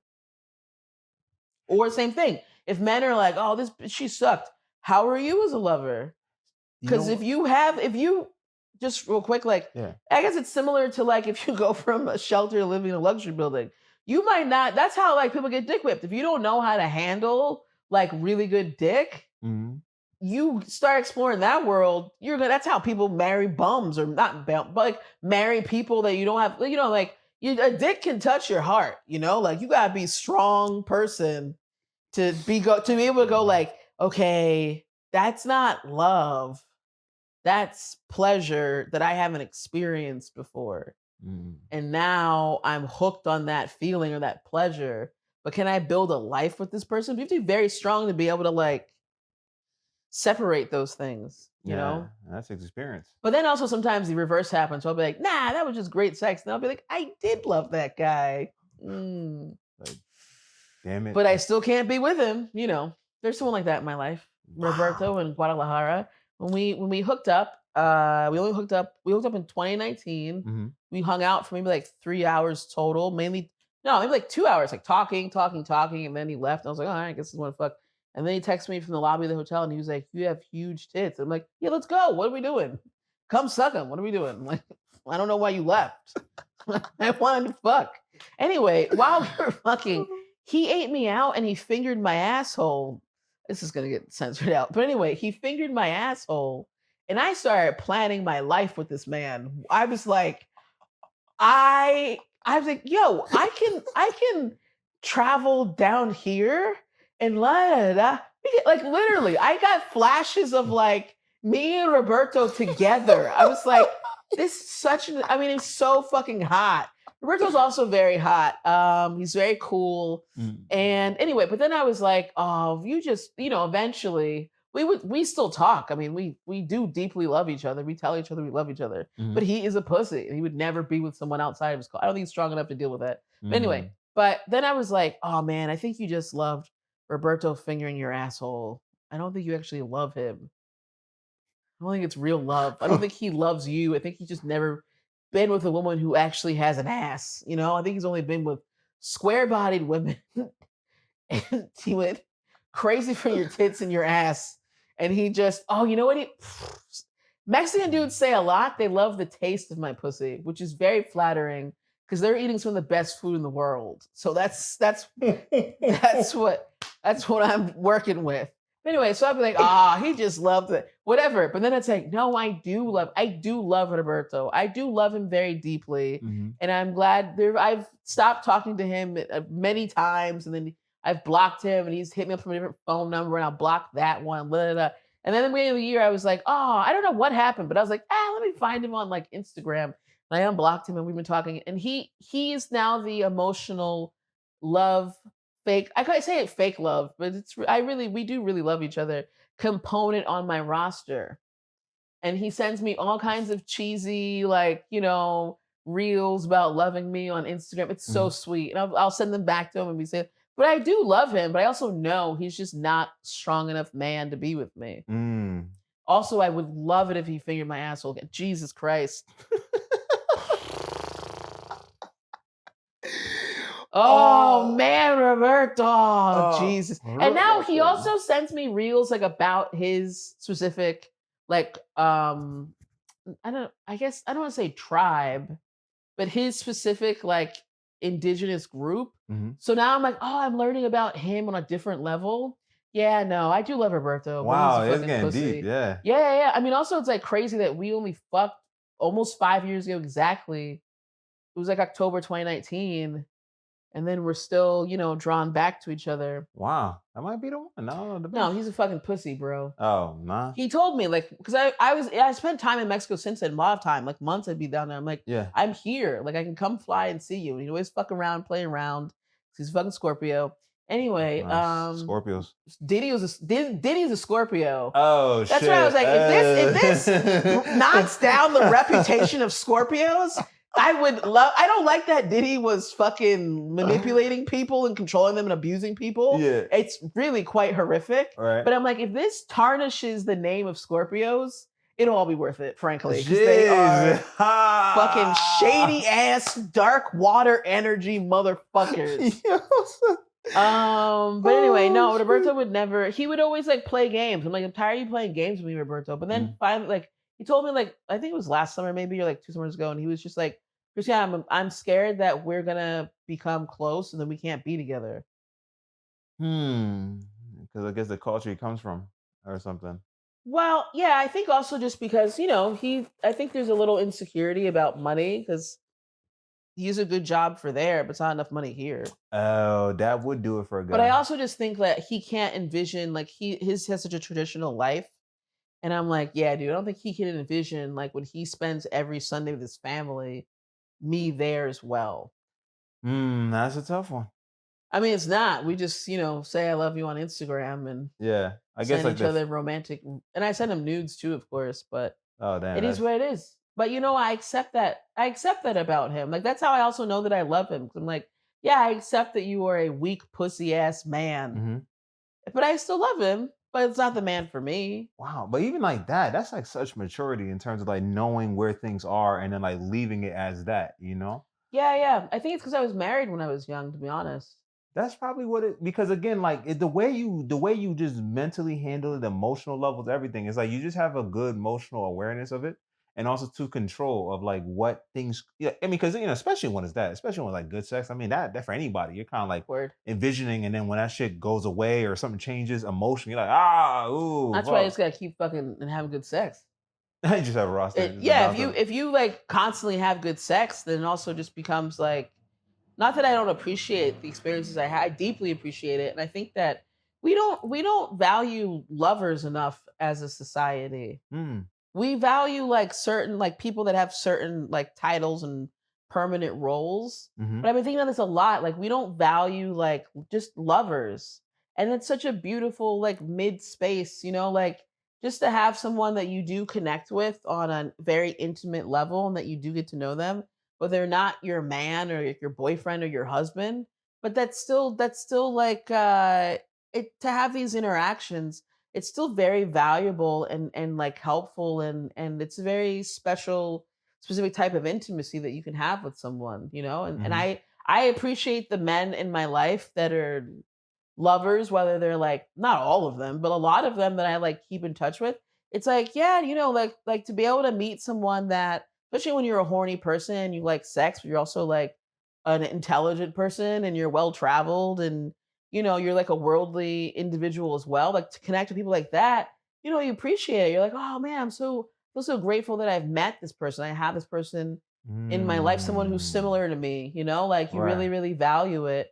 And then just also just like someone that will you check in on every once in a while and say like, hey, how are you? And to know like you might never see them again, but they've still left an impression on you and you still care about them. That's like a Wow. really beautiful space to inhabit. Damn, but it's such a tricky one. Like, I mean, Nah, because I mean that those feelings, like it's still there, but but then it's not love. yeah, but I mean, even to separate that like emotional of like love and then care and then like wanting things to be a certain way, but then letting it go. But that's the thing. You have to kind of like, I guess maybe yoga helps with that too. Like, just being able to like stay in the moment and accept things for what they are and not project what you want them to be. Hmm. And just, if you like stay in the space of like, I like this person's company, for example, but also knowing like this might be the person for me. I guess that's the thing. Being married young, I learned with my ex-husband, like, okay, like love is not enough to make a relationship work. Mm. And that's a crucial lesson that we need to understand. And that's Mm. fine. And it's also fine that you can love someone so deeply, but know that that's not the person for you. I think it's really important to know that. Like like Roberto, I love Roberto. I love him. I know that he loves me. I know that it's not fake. I know that he's just a pussy, but Mm, that doesn't mean that he's hurt me very deeply. Like he knows that we've talked about it several times. yeah. But I still value like his sweetness and his kindness and his respect and like sharing with me, and especially now, like I don't know, something about when the people that you share reels with is also like a very specific type of Yeah. connection, like you get to understand a different part of someone's um like personality. Right. But like, I have a lot of men in my life that remember me, and that's like such a beautiful thing. And that doesn't mean that they're bad, or it is what it is. Damn. That. That's, That's also when you have a great pussy. That's what fuck. When you're an interesting bitch, you got great pussy. Yeah, man, you're gonna I be mean, unforgettable. and that's what I I'm like, that's the reason I know you hit. I mean, I talk that understand shit. why you're hitting me the fuck up, man. I get it. I was there too. I get it too. I think about you as well. If I was you, I'd do the same thing. Oh, of course. It's like, nah. Yeah, I get why you're hitting me the fuck up. But like, I mean, and thank you for sharing that too, because I think just for people to hear that, especially that part you said about like love is not the thing, may not be the like love is just because you two love each other doesn't mean this is gonna work in the way you think it's gonna work. No. And that's like a sobering thing that I think a lot of people grapple with, because Yeah. they think like that love is the component. Whereas unfortunately, it's like a lot of There's a other lot of stuff, things. that is like, oof, all right, we cannot ignore this. You live over here, I live here. Yeah. Or Or just like, I mean, I've loved a lot of people that are not like great. It's a mm, different type of I used to love a guy who lives literally across the street. oh shit. But I knew he was a piece of shit. Like, you know what I mean? Like, I knew he was a fuck boy, and I never Yeah. tried to change it about him. Mm. But I mean, he would also then, since he wasn't used to that, and he's a hood dude. I live in Harlem, and he's born and raised here. So he's used to a very different type of woman and drama. He's just very, very insecure women and a lot of drama. And like, he'd always, once things were cool, he'd always fucking go off the rails. And I told him, like, you keep doing that. And I'm like, I'm not even trying to be your girl, bro. I accept this for what it is and I accept Mhm. you for who you are. But if he's not in the place where he can, I just enjoyed this. Like we'd have fun. We'd watch fucking Arrested Development, Mr. Oh. Bean, and then he'd fucking blow my back out. He did know, like he was not. He did like almost no foreplay. Like he didn't kiss. He was one of those old school Oh, Harlem dudes of like, I'm not gonna kiss you if you ain't my girl. So then I was like, I love you, but nah, man, shit, everything needs to be kissed. Are you fucking crazy? And then the times that he tried to kiss me, I'm like, oh wow, you don't have like basic middle school kissing. Like you don't. That's like one of the first things you learn how to do. I'm like, you don't know how to kiss because you're Wow. 30 some years old and you haven't been kissing bitches. I mean, his dick fit in me perfectly. Oof, Nice angle, man. nothing to If it was like a fucking key and a lock, his dick, and he'd yeah. say it. He'd be like, "My dick fits perfectly." I'm like, "It does." Wow, right on 86th Street, just or 100. Yeah, It no, was no, no. express, yeah. I don't know. Did I come a lot with him? I don't think I came a lot with him either. Because also there was no but yeah, no. I mean, that motherfucker would bang it the fuck out. But then the last time we had sex, that's where I was like, "Oh, okay. I have evolved Oh. sexually." Last time we had sex was 2020. And I was like, okay, I've evolved sexually and had experiences and just what is like my standard of like good sex. And I'm like, and you're just still bending bitches over. So it was very, very Mm. boring to me. There's no intimacy. And I was like, yeah, this is just like, you're stagnant. Wow, sexually stagnant. Yeah, a lot of people are like that, I think. Yeah, I mean, but to conceptualize that, yeah, that is very interesting. Like, Yeah, I think a lot of people don't understand. It's like you don't know what you don't know until you realize you don't know it, right? mm, Same thing with like sex. Like you don't realize this you can like this other level of intimacy or connection or pleasure is or just an energy of a person is a thing until you meet that person, until you have that experience.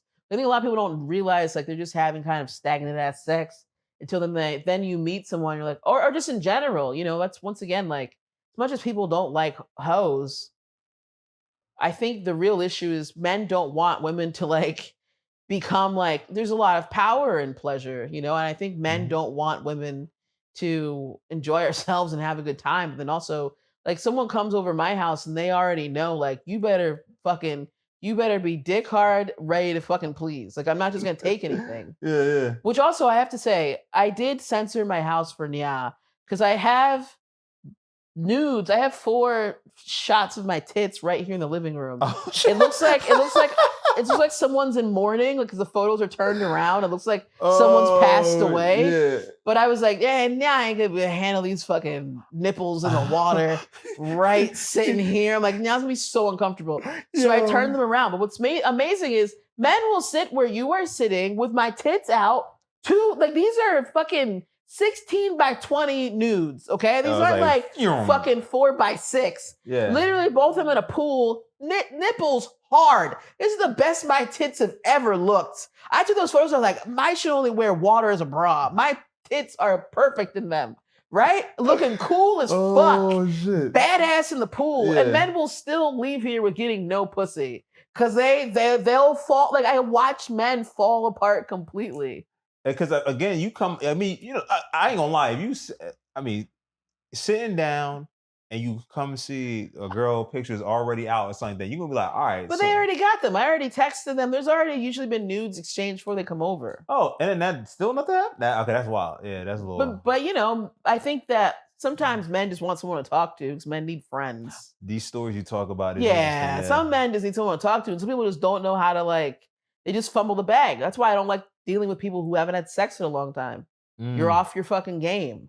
And then you're in a very, very grown, very mature, like a seasoned cast iron pan pussy's house. And it's like, I'm not just some regular bitch. You know what I mean? Like, and I'm very, as much as I'm very direct, when I'm as a lover, I'm very, very in tune. I'm very sensual. I'm very personal. It's very intimate. I'm very affectionate. Like I'm not just like, hey man, pull off and fucking get your dick out and start fucking. Do it now. Yeah. I'm ready. Yeah. No. I'm very, it's a very different expression of who I am sexually. It's not like, yeah, come on, man. Like someone's not hard. I'm not like, what the fuck? Yeah. What are you, a bitch? Yeah, no, I'm very nurturing and warm. And also I probably just got dick anyway. So it's just like, all right. It happens. I've been here before. Yeah. I'll call someone else. You're like too understanding. They're like, no, but no, you take your time. Yeah, actually. No, yeah, because also, man's already embarrassed. You don't want him to feel worse. But anyway, it's just amazing to me though. It's like my you were just literally sitting there looking at my tits, talking. Because if we come here, that already means when they came in the door, I was like, I don't know if I'm feeling this person. Yeah. If I'm feeling them, we go straight to my room. Yo, we hang out in my fucking room. It's like late night. This is fucking purgatory. It's like reverse late night. If you sit on the couch, you did not make it. You're not passed. No, this is fucking purgatory. This is like, let's see. You look at them like, hey, come sit on the couch. You're like, oh yeah, I can sit on the couch. For in your mind, you're like, nah. Normal, obviously. Like normally you come to someone's house, sit on the couch. But me, I'm like, let's see what this motherfucker's got. Let's see. The last guy that I hung out with in 2023, I opened the door and he goes, yeah, he's like, I look different because my hair is longer. Exactly. And I was like, we're going to the couch. I was like, what? And he was like, I don't look at my pictures, my hair is longer. And I was like, whoa, that is some glaring insecurity right there. Yeah. And I was like, okay. I'm like, he goes, what are you, not an observant person? And I was like, yo, first of all, you're being such a Virgo right now. They're very judgy. Cat Williams is a Virgo. You saw how he started that interview. He was like, you keep the company of Lou. I'm like, only a Virgo would start some shit that way. That was like the beginning of 2024. And I was like, I know this energy. It's been in my house and it got no fucking pussy. Anyway, he came in and I was like, yo, chill. I'm like, what is this? Because he was being weird. We were texting and I was like, yo, if you come over, are you going to be chill? are you going to be chill? Because I'm in a great mood. I'm very relaxed in my house. Right. I'm with my plants. Everything is cool. I got ice cream bars. I didn't tell him that part, but I was like, I'm in a good mood. I'm like, are you going to be cool? He's like, yeah, of course. And then he came in like that, and I was just like, oh no. And then he never got off the couch. He never even, I don't think he even knew the second half of the apartment existed. Damn. Because he was on some random fucking shit. And I told him at one point, I was like, I told him about yes and. I was like, there's this thing in improv called yes and. You told. Whoa. This is how badly it was going. I was trying to, I think I was just trying to help a motherfucker out. Right. I was like, I said, what happens is you just, accept what's going on in the scene. And then to move the scene forward, you build on that. So the mentality is yes and blah, blah, blah, blah. So I gave him an example. Yeah. And I'm like, what you're doing is, if I'm like, oh my God, look at my dog's getting ready to go to space. You're going, you don't have a dog and there's no way it could be an astronaut. I'm like, that's what you're doing. I'm like, you're like crashing every scene. Everything I say, you come in and you say the opposite. Yeah, that's crazy. Yeah, it's happened. But it happened with another guy about a couple weeks ago. And I told him, I was like, wait, I said, because he's like, well, you're not African. That's not a thing being Black American. It's not a thing. Well, what? I was like, well, what am I then? Well, what? Wait. Why would he? But that's what I said to him. Like, he went back and forth with me. This is a totally different dude. What sign was he? Anyway, whatever. That is so random. And I told him, I was like, he goes, yeah, because he was like, what are you really? I'm like, I'm Black American. And he was like, no, but like, what is, he's like, that's not a thing. I'm like, okay. He's Black too? No, he's Puerto Rican. Puerto Rican? Interesting. Wow. And he was like, how? I said, my family's been here for 200 years. So what? And I'm Black. So why would he even like want to? And that's what I asked him once we were done with the back and forth, because I got obviously pissed. Yes. So it was just annoying. And I kind of like did a laugh to myself. And he goes, I know what you're thinking right now. I said, no, you don't. And he's like, you're thinking, blah, blah. And I was like, no. What I'm thinking is, how do you expect this to get you pussy? So that's what I'm thinking right now. I'm like, my head is point A to point B. Mm-hmm. I'm like, so how do you think that bringing this up and arguing with me is going to get you to us then all of a sudden being naked and fucking? So that's what I don't understand. I said, men do this all the time where they'll like kind of whatever. And then I just go like, how is this going to get you any pussy? There must be some intimidation thing or something. Cause like, I mean, like in a guy's mind, if we ever go into a girl spot or whatever, that's like, we ain't trying to fuck up whatever is about to that can happen or about to happen. So like to come in hot with that type of like, there's something going on. Oh, of course. Yeah, there's something like that because that's not even something you can parlay into something sexual. No, exactly. That's why I'm like, what are you? Same with both of us. Just like, how is this gonna work for you? Yeah. Because I don't give. I'm in my house. I mean, I'm relaxed. Yeah, you could bring up that conversation. I was just like, yeah, that's crazy. Yo, so like, how's your day? You know what I mean? I'm trying to not even talk. That's what I told him. I said, listen, I'm like, do you understand the amount of dumb shit men have told me? I said, you know how many fucking conspiracy theorists I've listened to and going like, yeah, you're right. Maybe the earth is flat. I'm like, because my head is on, I'm trying to get some dick.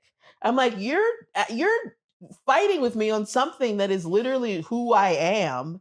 And then that just makes me go like, okay, I don't think you're trying to get, he's like, because I'm trying to get to know you. I'm just trying to get pussy. I said, yes, that is obvious. You are not trying to get pussy, bro. Yeah, clearly not. I'm like, because how would you? Yeah, well, like, what are you even trying to get even, that's wild. That's wild. He was on cocaine. He told me as soon as he came in. Okay. He like came in with his bike. And I'm thinking like, great, so you've been riding and then like he took off his book bag. I think he was a hobosexual.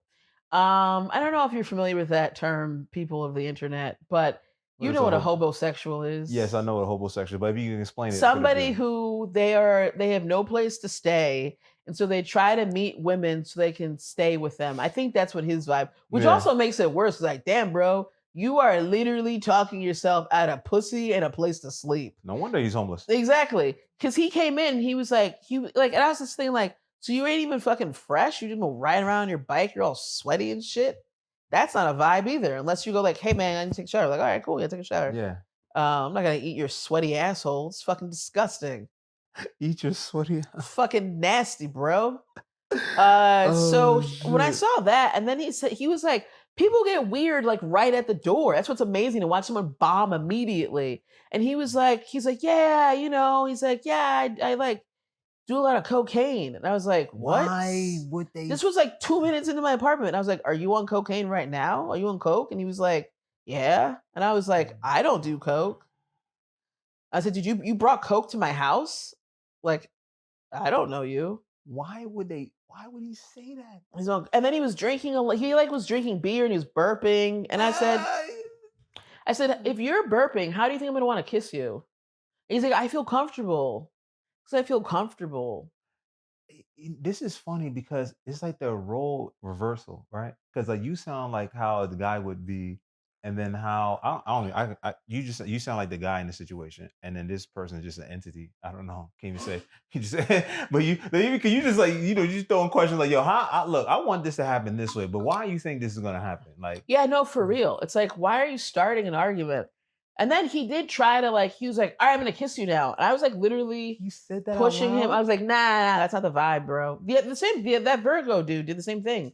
And I'm like, that is not the vibe. I was like, nah, you have so far to go for us to get back there. I don't think it's gonna happen. Yeah, that's Also a little tip, if you ever want someone to get out of your house, you want to make it subtle at first, in their subconscious, put on the show on Netflix, I Think You Should Leave. The first time I did it, was just, I was like, someone wanted to watch something. And I was like, this is quick. It's like 15 minutes. And then I was like, oh no, this is actually fucking amazing because the name of the show is what you want them to do. And he actually said that. He was like, are you putting this on because you want me to leave?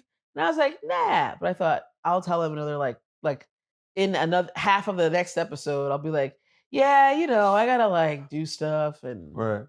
you're on cocaine and you keep peeing, which I think you're going just doing more cocaine and you're burping on my couch and you make me feel uncomfortable. And he got very, very angry, actually. Yeah, I mean, he thought he was going somewhere, which is Yeah, hilarious. but I'm like, it would have gone somewhere if you would have shut the fuck up. Yeah, like why would you tell somebody immediately? And he's like from, I'm assuming he's from out here in New York or something. He's from the Bronx. What?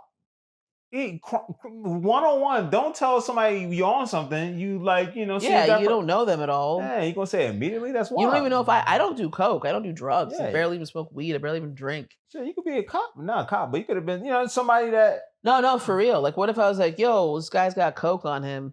I mean, yeah. And I told him, I was like, I'm very relaxed right now. I was like, he's like, I didn't mean to offend you. Like him doing that. And I was like, I'm really relaxed. I'm having a good night. Oh, he has something going on. He has something else going on. Yeah. Like from the Bronx and then like talking like that, there's something else. Yeah, it's cocaine and beer. He's like, I drink a lot. I don't sleep a lot. There you go. And then he was texting me like for a couple, and I was like, dude, like we're not hanging out again. He's like, so you don't want to talk to me ever again? And I was like, no. Like if you were in my house and you left with nothing, I'm not hitting you up. Man.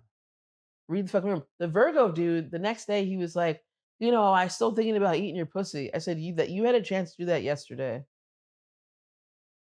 What did he say after that? Okay.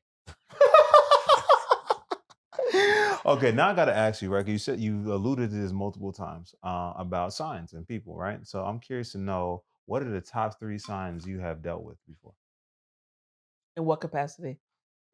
Let's go with sexual since we're here. Okay, first of all, what sign are you? I am Libra. I thought you were a Libra. It's Libra season. Happy Libra season. Oh, thank you very much. Yeah. I'm not saying this. I don't want anyone to think. Anya and I are just friends. I don't want anyone to think. We're just friends. Yeah. I don't want anyone to think that I'm trying to fuck him. No. But Libras are in my top. Oh, okay. So Libra. Libras send the best, as a sign collectively, the best dick pics and jerk off videos. Hands down. As a collective sign. Okay, so we're going based on the dick pics and well, no, also then the sex is really good. Oh, but like that, I love nudes. So that to me, I like really value. Yeah. And I get so many of them that's why I'll be like, wow, this has like a narrative to it.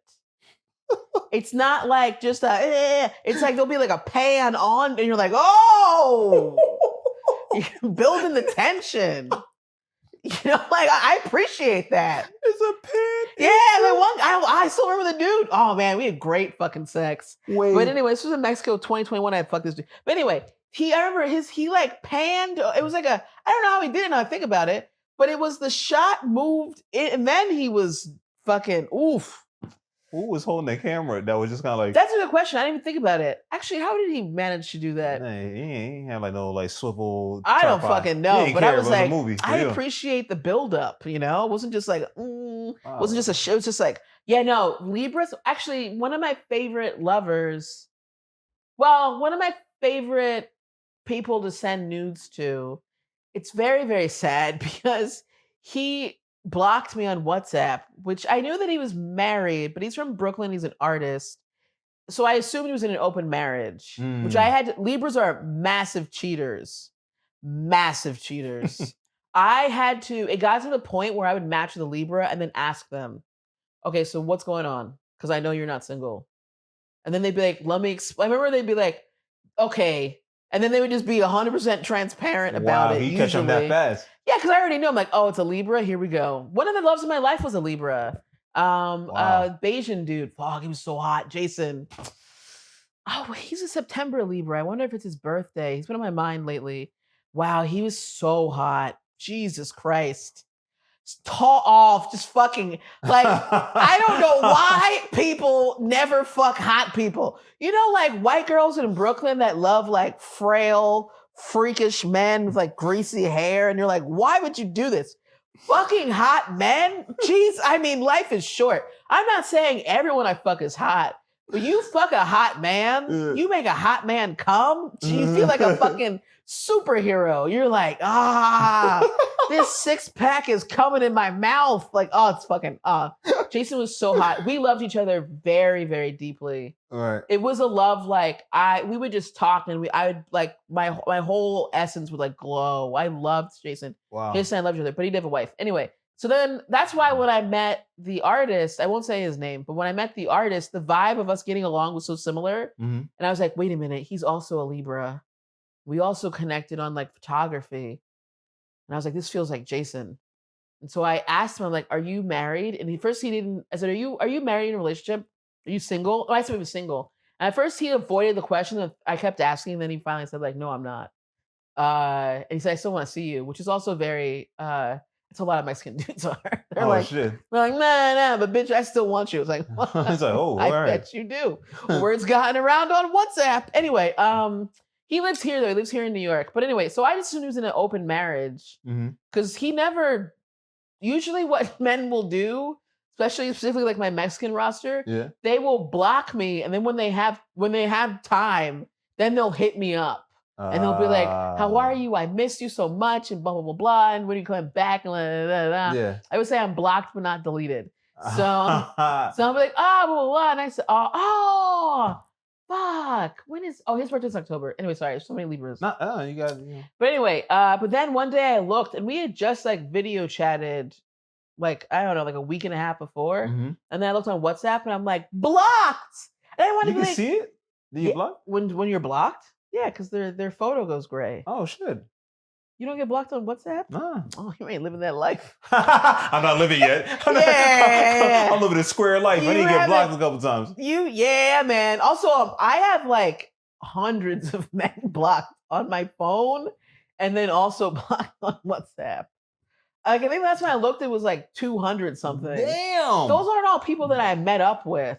Because some of them, though, especially in traveling, like I'll do. Oh, right. Like, you know, you like start talking to someone, and you're like, fuck, you're an asshole, whatever. You never meet up. Also, you just like, I'm never gonna, like, I don't know. Some people I do never meet up with them, but I'll still keep them unblocked, and we'll still, or not, I won't block them. And then those dudes, I have some of the best. Anyway, whatever.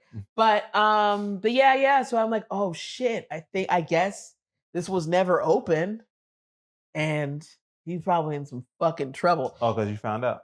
He must have found out. She must have found out. Okay, yeah, you did. But also, because I'm like, we don't see each other that often, and I met him on an app. I didn't. So when I met him, I didn't know he was on an app. So I met him on Tinder, and he told me like, oh yeah, when I was like, when I had a gallery show or an exhibition in like wherever, I opened the app. So I know that he is not. I'm not an idiot like his wife. I'm just kidding. I'm not an idiot. Like I know that he talks to a lot of women. Yeah. Even when we video chatted, I was like, this is so choreographed, but it's also so hot. Like he was like laying, and the sun was hitting him in a certain way. He looked, oh my God, that's the thing. I'm like, he was already always attractive, but he got hotter, dude. He got like telenovela hot. I was like, you know how fucking hot you are. He's been working out, and he was like, oh no, like up fucking perfectly draped on his chair, sun hitting. Went to a certain part of the studio, got some oil, started rubbing on him. Like, you ain't doing this shit for me. This is very well choreographed. That's wild. He's a real artist for real. That's crazy. Yeah. That's why I was like, oh, he got a whole ring of women probably got exposed. Oh shit. But anyway, he was a September lead. Yeah, I miss him. I feel we would take nudes for we influenced the way that we shot nudes. Wow. So if you looked at our WhatsApp, it looked like almost we were having a conversation just photographically. Yeah. Damn, that's some next level show. All right. Yeah. Anyway, Libras are I love Libras, but Libras are so shady. And then all the air signs are so fucking aloof. But great sex. I've had a lot of good sex with Libras. Okay. Libra's an air sign. Yeah. Okay, so you got Libra, that's 1, and then what's number 2? I don't know. No, Cancers are 1. Oh, Cancers. Okay, so Cancers are 1. Yeah. Okay, Cancers. Cancers are 1, but I'm also a Cancer. And the thing is, when I'm with another Cancer, I feel understood as a lover. They have the same, not always, but typically it's the same mentality of like, yeah, it just feels like we're a water sign, but it just feels like you're in an ocean and you're just both like, just feels like this open energy of like, man, it's just like so it's like you're as in it to like make sure I have a good time as I'm in it for you to have a good time. Yeah. You're both so like just in that fucking headspace. Wow. It is incredible. One of my favorite lover from last year was a Cancer. You got so many like, Because I miss fuck. We would be up all night. Oh wow! So good thing it was very unproductive. Yeah, good thing that person's no longer in your life. No. I every time I think about him every time I jerk off. Oh shit! So yeah, every time. Cancer's clearly at the top. No, every time, man, it was great. Because also Cancers were nasty, so it's like he'd be the same kind of it's just that openness. It's mash it. Once you're with someone who's nasty like you can't. It's like when you're just like you're just like guns blaze. Let's just fucking go. Let's have a good time. Let's be each other's one life bodies. to live. Let's do it. Yeah. Yeah. No. Oh my god. Yeah. No. Gelato Poppy. He worked at a gelato store. Oh, Gelato Poppy. Wow. No, it was great. You got to save it in the phone as Gelato Poppy? No, I have his real name, but I don't want to say it. Of course not. No, please don't. Yeah, I don't want to. Man, Gelato. Oh, it was great. But Cancers, when I'm with a Cancer, I also sometimes understand why people can become obsessed with me because I become obsessed with them. Like this one guy in 2020 when I was in Mexico, I was in Tulum for like 10 days, and I matched with this dude, and he was on a he's on a motorcycle trip from like Cancun all the way back to Mexico City where he lived. Wow. And so we were just happened to both be in Tulum at the same time. And he wasn't that good looking, but man, we were up, and it was just, I don't even know how to, you just hit it's a different energy. It's a different, I remember at one point being on top of him and like banging on the walls with like tears in my eyes. It's fucking crazy. Yo, what? Yeah, so I don't know. There's just so many emotions involved. What? I never heard the whoa, damn. Oh yeah, man. And then we was tears. Banging on the wall. I mean, it was just a different. It's just you get to a different level. That is a crazy level. Tears. Yeah, no, man. I don't know. I don't even know what the hell was going on. Like, it was great. It was great. We were up for hours. Oh man. It's just what? It's like there's no wind down, or maybe there's a little talking, but then you just get right back in it. But it's not like a conversation. It's just the energy of like magnets. Oh my god. Oh man, he was so great. He was so nasty. Anyway, then he would send me jerk off videos, usually from his car. From his car? He had a girlfriend, which I found out once he got back to Mexico City. Yeah. Because he's like, I can't really talk to you that much. I have a girlfriend here. Like, we live together. I was like, oh, all right. Oh, wow. He just is very open about it. But then he would also like, when he could, he'd be like, mi amor, ¿dónde estás? Like, where are you? Or what is about ahora? Can you talk now? I'm like, yeah. And then we video. Oh man, we get nasty on fucking face, like on WhatsApp video. And the last time we talked, when he left, he said, "I love you," and I was like, You fucked it up. I'm never gonna see him again. I just know it. It happens a lot in my Mm. life where men, if they either say I love you or I love your pussy or like I need her, like things like that, I think they're just too vulnerable and they run the fuck away. So Mm. once he said that, I was like, he's like, te quiero. And I thought, oh no, he's gonna be gone. And then that's what ended up happening. Damn. I still watch his jerk off video though. Because he Oh, talks, cancers will talk in the video. It's so hot. yo, the He's ma- like, I miss, oh my God, same thing with Gelato Papa. He'd be like, I miss you so much. And I like, oh, it's fucking hot. Because there's a passion and emotion involved. Damn, yo, you need to write a fucking book or have some novel. I don't even know because the amount of information here, you was tapping the walls with tears in your eyes. Banging. I was banging. Sorry, on it. banging. Oh man. We were just in a zone. I mean, but that is, you just sharing this has now set the bar for so many people that will listen. Because I didn't even know that was even. But also, some people just don't. I get like some people just aren't sexual. They just don't like sex. Yeah, but I think some people haven't experienced certain things. But I just think also some people just aren't that. That's like their interest. You know, like people that want to be a CEO aren't trying to like have all this shit. People that have made it in comedy, I'm like, they jerk off way less than me. And they fuck a million times less than that. You know, like their mind is in like, I'm trying to make it, have a career. Right. And I'm like, I'm trying to also get dick. Yeah, you know, probably also to the time too, right? Like, I mean, loss of sleep and shit, and you gotta.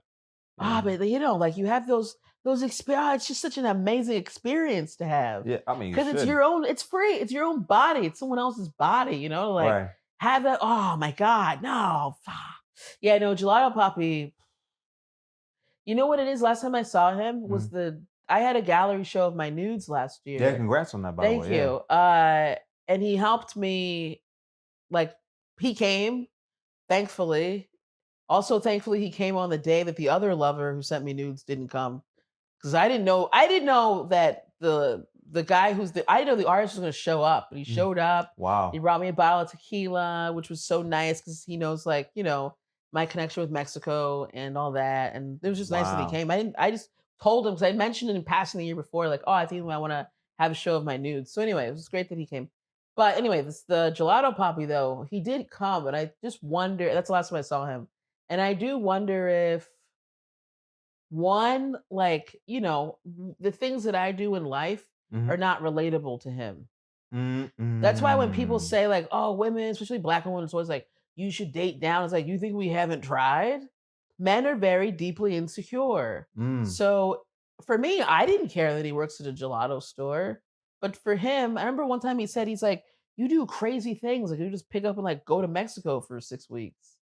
And I'm like, to me, that's not crazy. That would intimidate. Like to you, that's not crazy. Yeah, to people that travel, that's just how life is. Like, you're like, yeah, I'm gonna go do that. But so I started to think if it was number one, just him seeing me like accomplish this thing, if that made him well, I know that it did. He talked to my friend, you know, I'm close with Ben Miller. He like talked to Ben Miller all about like what he talked to him. Things that he wanted to do in his life and how he feels lost, and like he was talking to him about what it. Did Ben say? Ben is a very good listener because Ben is a Capricorn and the dad's the Zodiac. Okay. And so Ben was just like, oh, okay. You know, like Ben's a great listener. Great listener, yeah.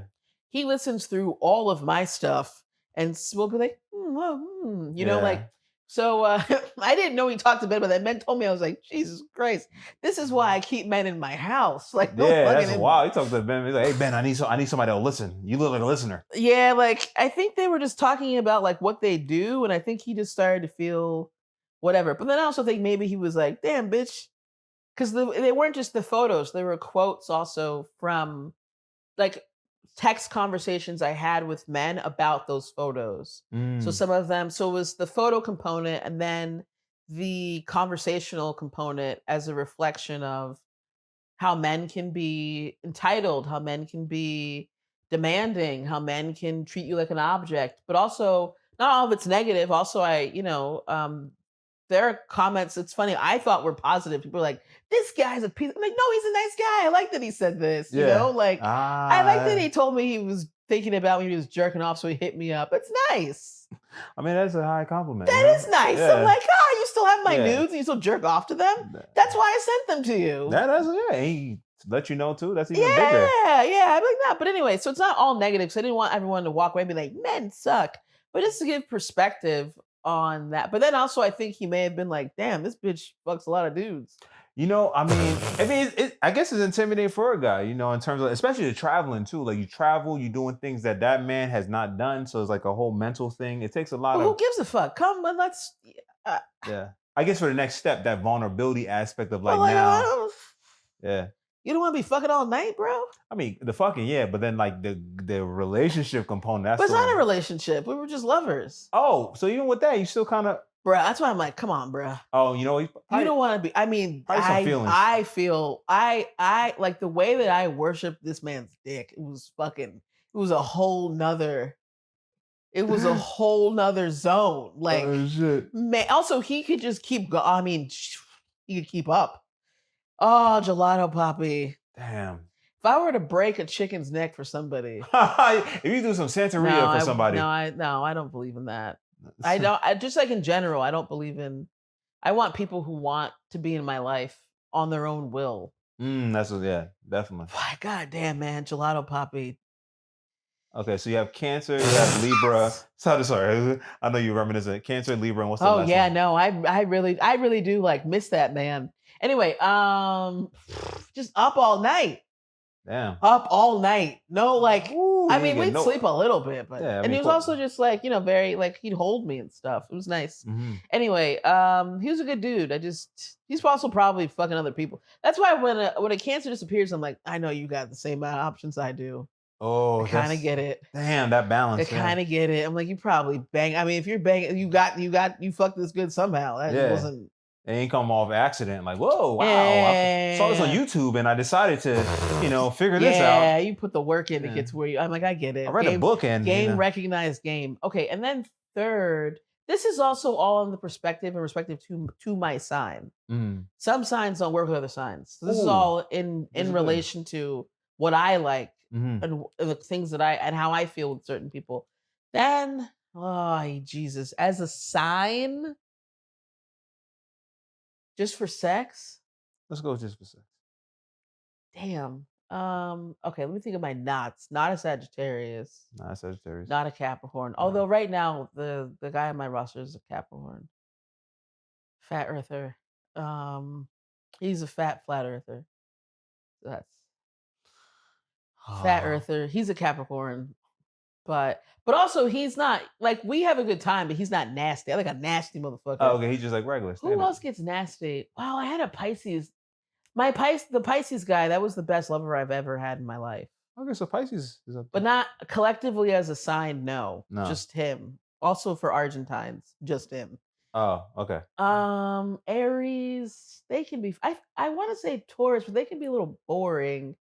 I do like an Aquarius. Aquarius, okay. Water, that's water, right? No, it's an air sign. Air sign, sorry. Aquarians, that's great sex, but they're another air sign. They're fucking aloof as fuck. So air signs, okay, I'm learning. Flighty. I'm learning because when it comes to astrology, I'm always skeptical about it. But then when I hear stories like this, or when I hear people that when you hear people say that your sign sends great dick pics, you're like, I believe in it. I mean, I am a believer. It's like not that, but it's like when I hear people's stories and stuff and their relations to it, and then we're very specific about certain personality traits over a decent amount of people. Now I'm like, it might have some validity to this. My manager now is a Libra, and I figured it out because the way that he will flip-flop between, you guys have the scales. The way that he will flip-flop between decisions, I'm like, I know this motherfucker's fucking Libra. I know it. And I asked him the other day when his birthday was, and he took a long time to answer it. I wanted to be like, no, I'm not getting you a cake. He knew what you was probably getting to. No, he didn't know. I just asked him when his birthday was. And I didn't say anything more than that. Because he took so long to respond. I just wanted to be like, dude, I'm just trying to see if I am right. That's what's great about the Zodiac. You really just like playing a little quiz game with yourself all the time. If you're like, I feel like this person might be a Then you're like, ding, ding, ding. I was right. I was right. I'm not fucking with you no more. No, I have to. I work for this guy. But Yeah, no choice, right? certain signs, yeah, but like, or I'll just be like, nah, of course. I would Scorpios can be fun. There's no warmth there. Mm, I need warmth. I'm in my 40s. I need like yesterday I was supposed to fuck a Scorpio, but like they're great at sex, but they're not great at vulnerability. and you need that right now.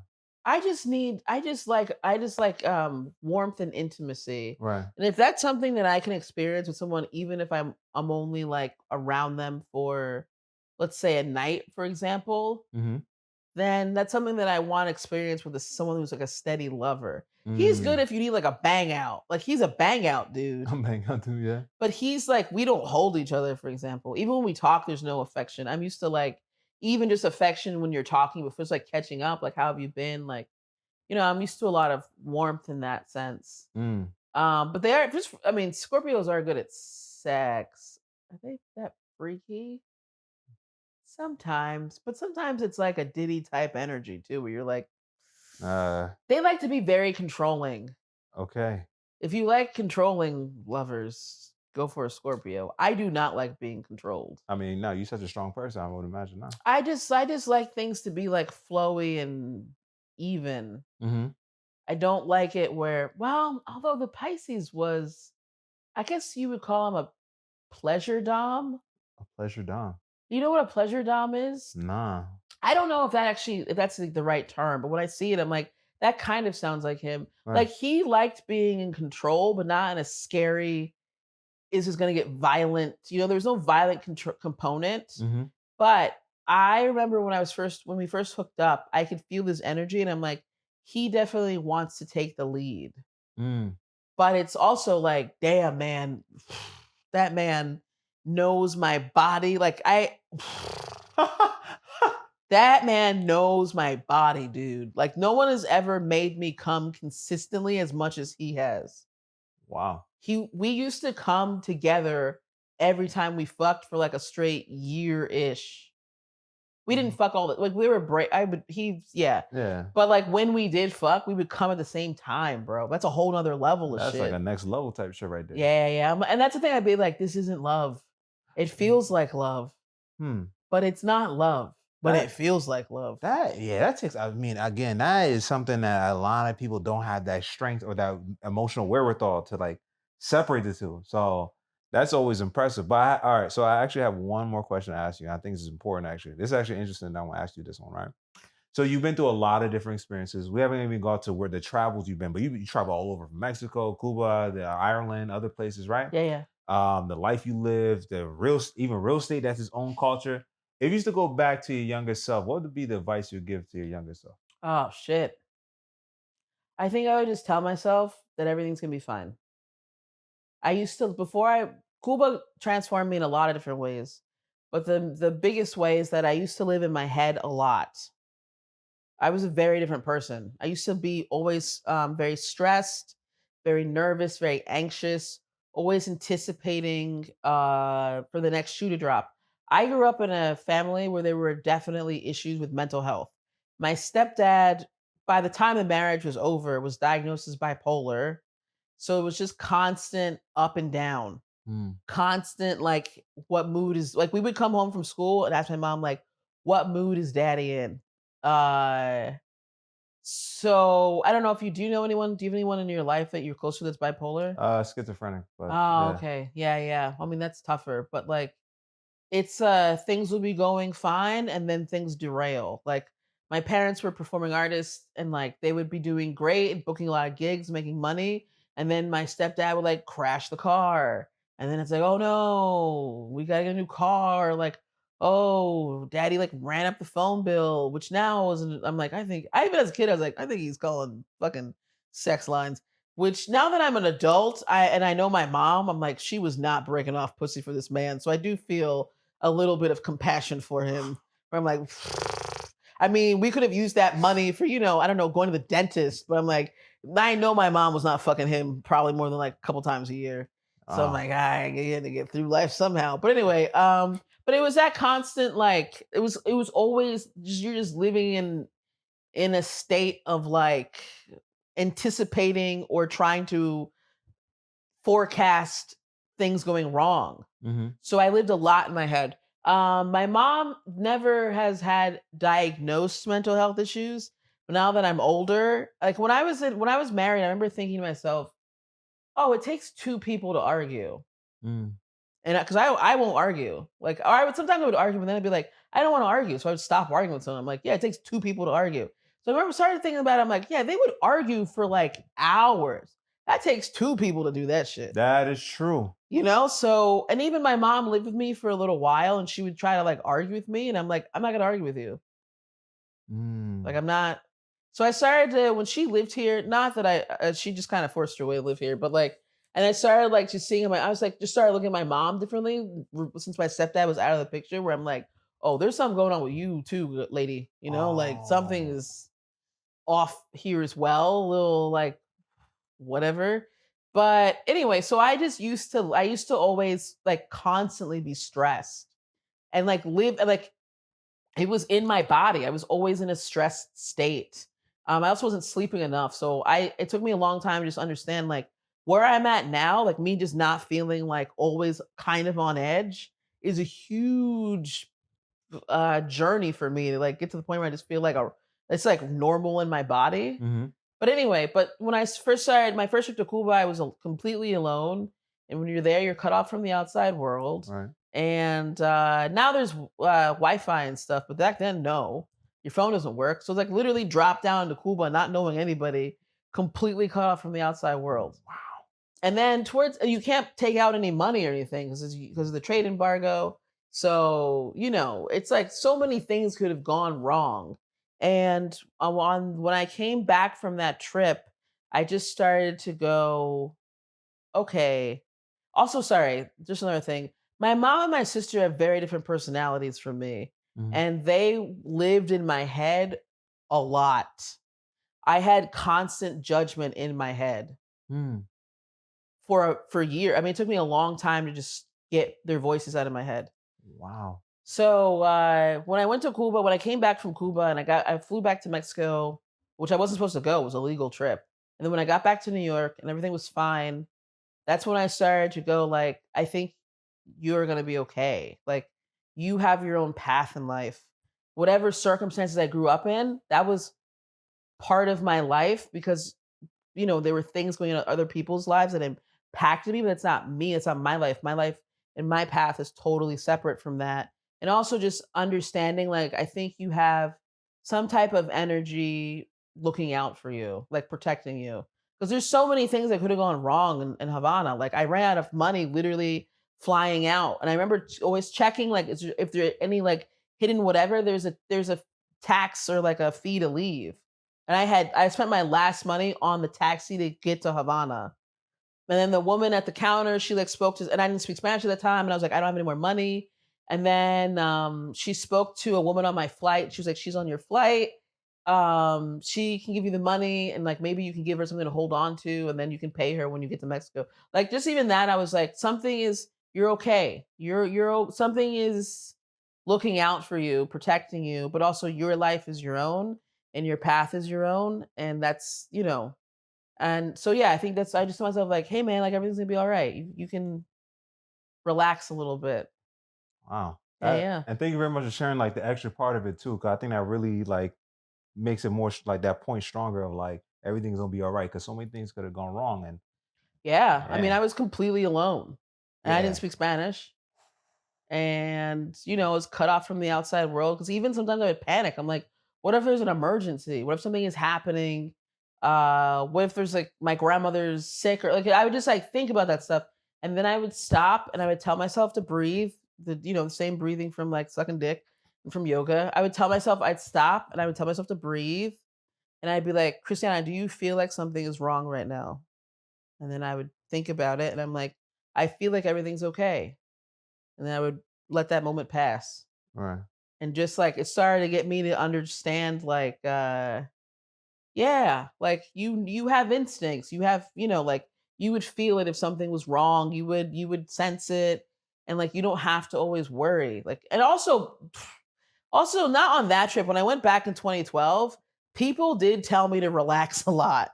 They were like, tranquila. Like they would say it in a way like, we're living in a building that's falling apart and you're gonna like you know what I mean? And I just started to be like, damn man, a lot of people are telling me to relax. Yeah. I mean, they were telling me to relax in a time where something was very wrong. Like the person I was hanging out with stole money from me and I couldn't find him and all that stuff. But yeah, that's a whole nother that wasn't Fidel. That was a different Cuban dude. Okay. All right. But like but I was also like, people keep telling you to calm down. Like you seem like a crazy American freaking out right now. Like you need to start calming down about shit. So yeah. Wow. Just like everything's gonna be fine. And look, everything's fine now. I mean, the way you're doing things, you got the exhibit that did pretty good. You living in a dope spot. You doing your thing. You back. You're a very funny comedian as well. Thank you. Life's to be enjoyed, my friends. Definitely is. And I'm glad we're having this conversation because we communicate a lot through, DM and stuff. Always. Word. I will say, I think it's funny that you have made no attempt to hang. I was like, yeah, it's like business only, bitch. Oh, you can be on my podcast. You can be on my podcast. Okay, what are you doing Saturday? No, I'm just kidding. Saturday I'm going to. Well, we don't have to include this on. Yeah, don't got to include it. But yeah, we'll talk after. But guys, thank you very much for listening or watching Third Culture Talk podcast on your boy Nyan Yenifin. I'll see you guys in the next one. Peace.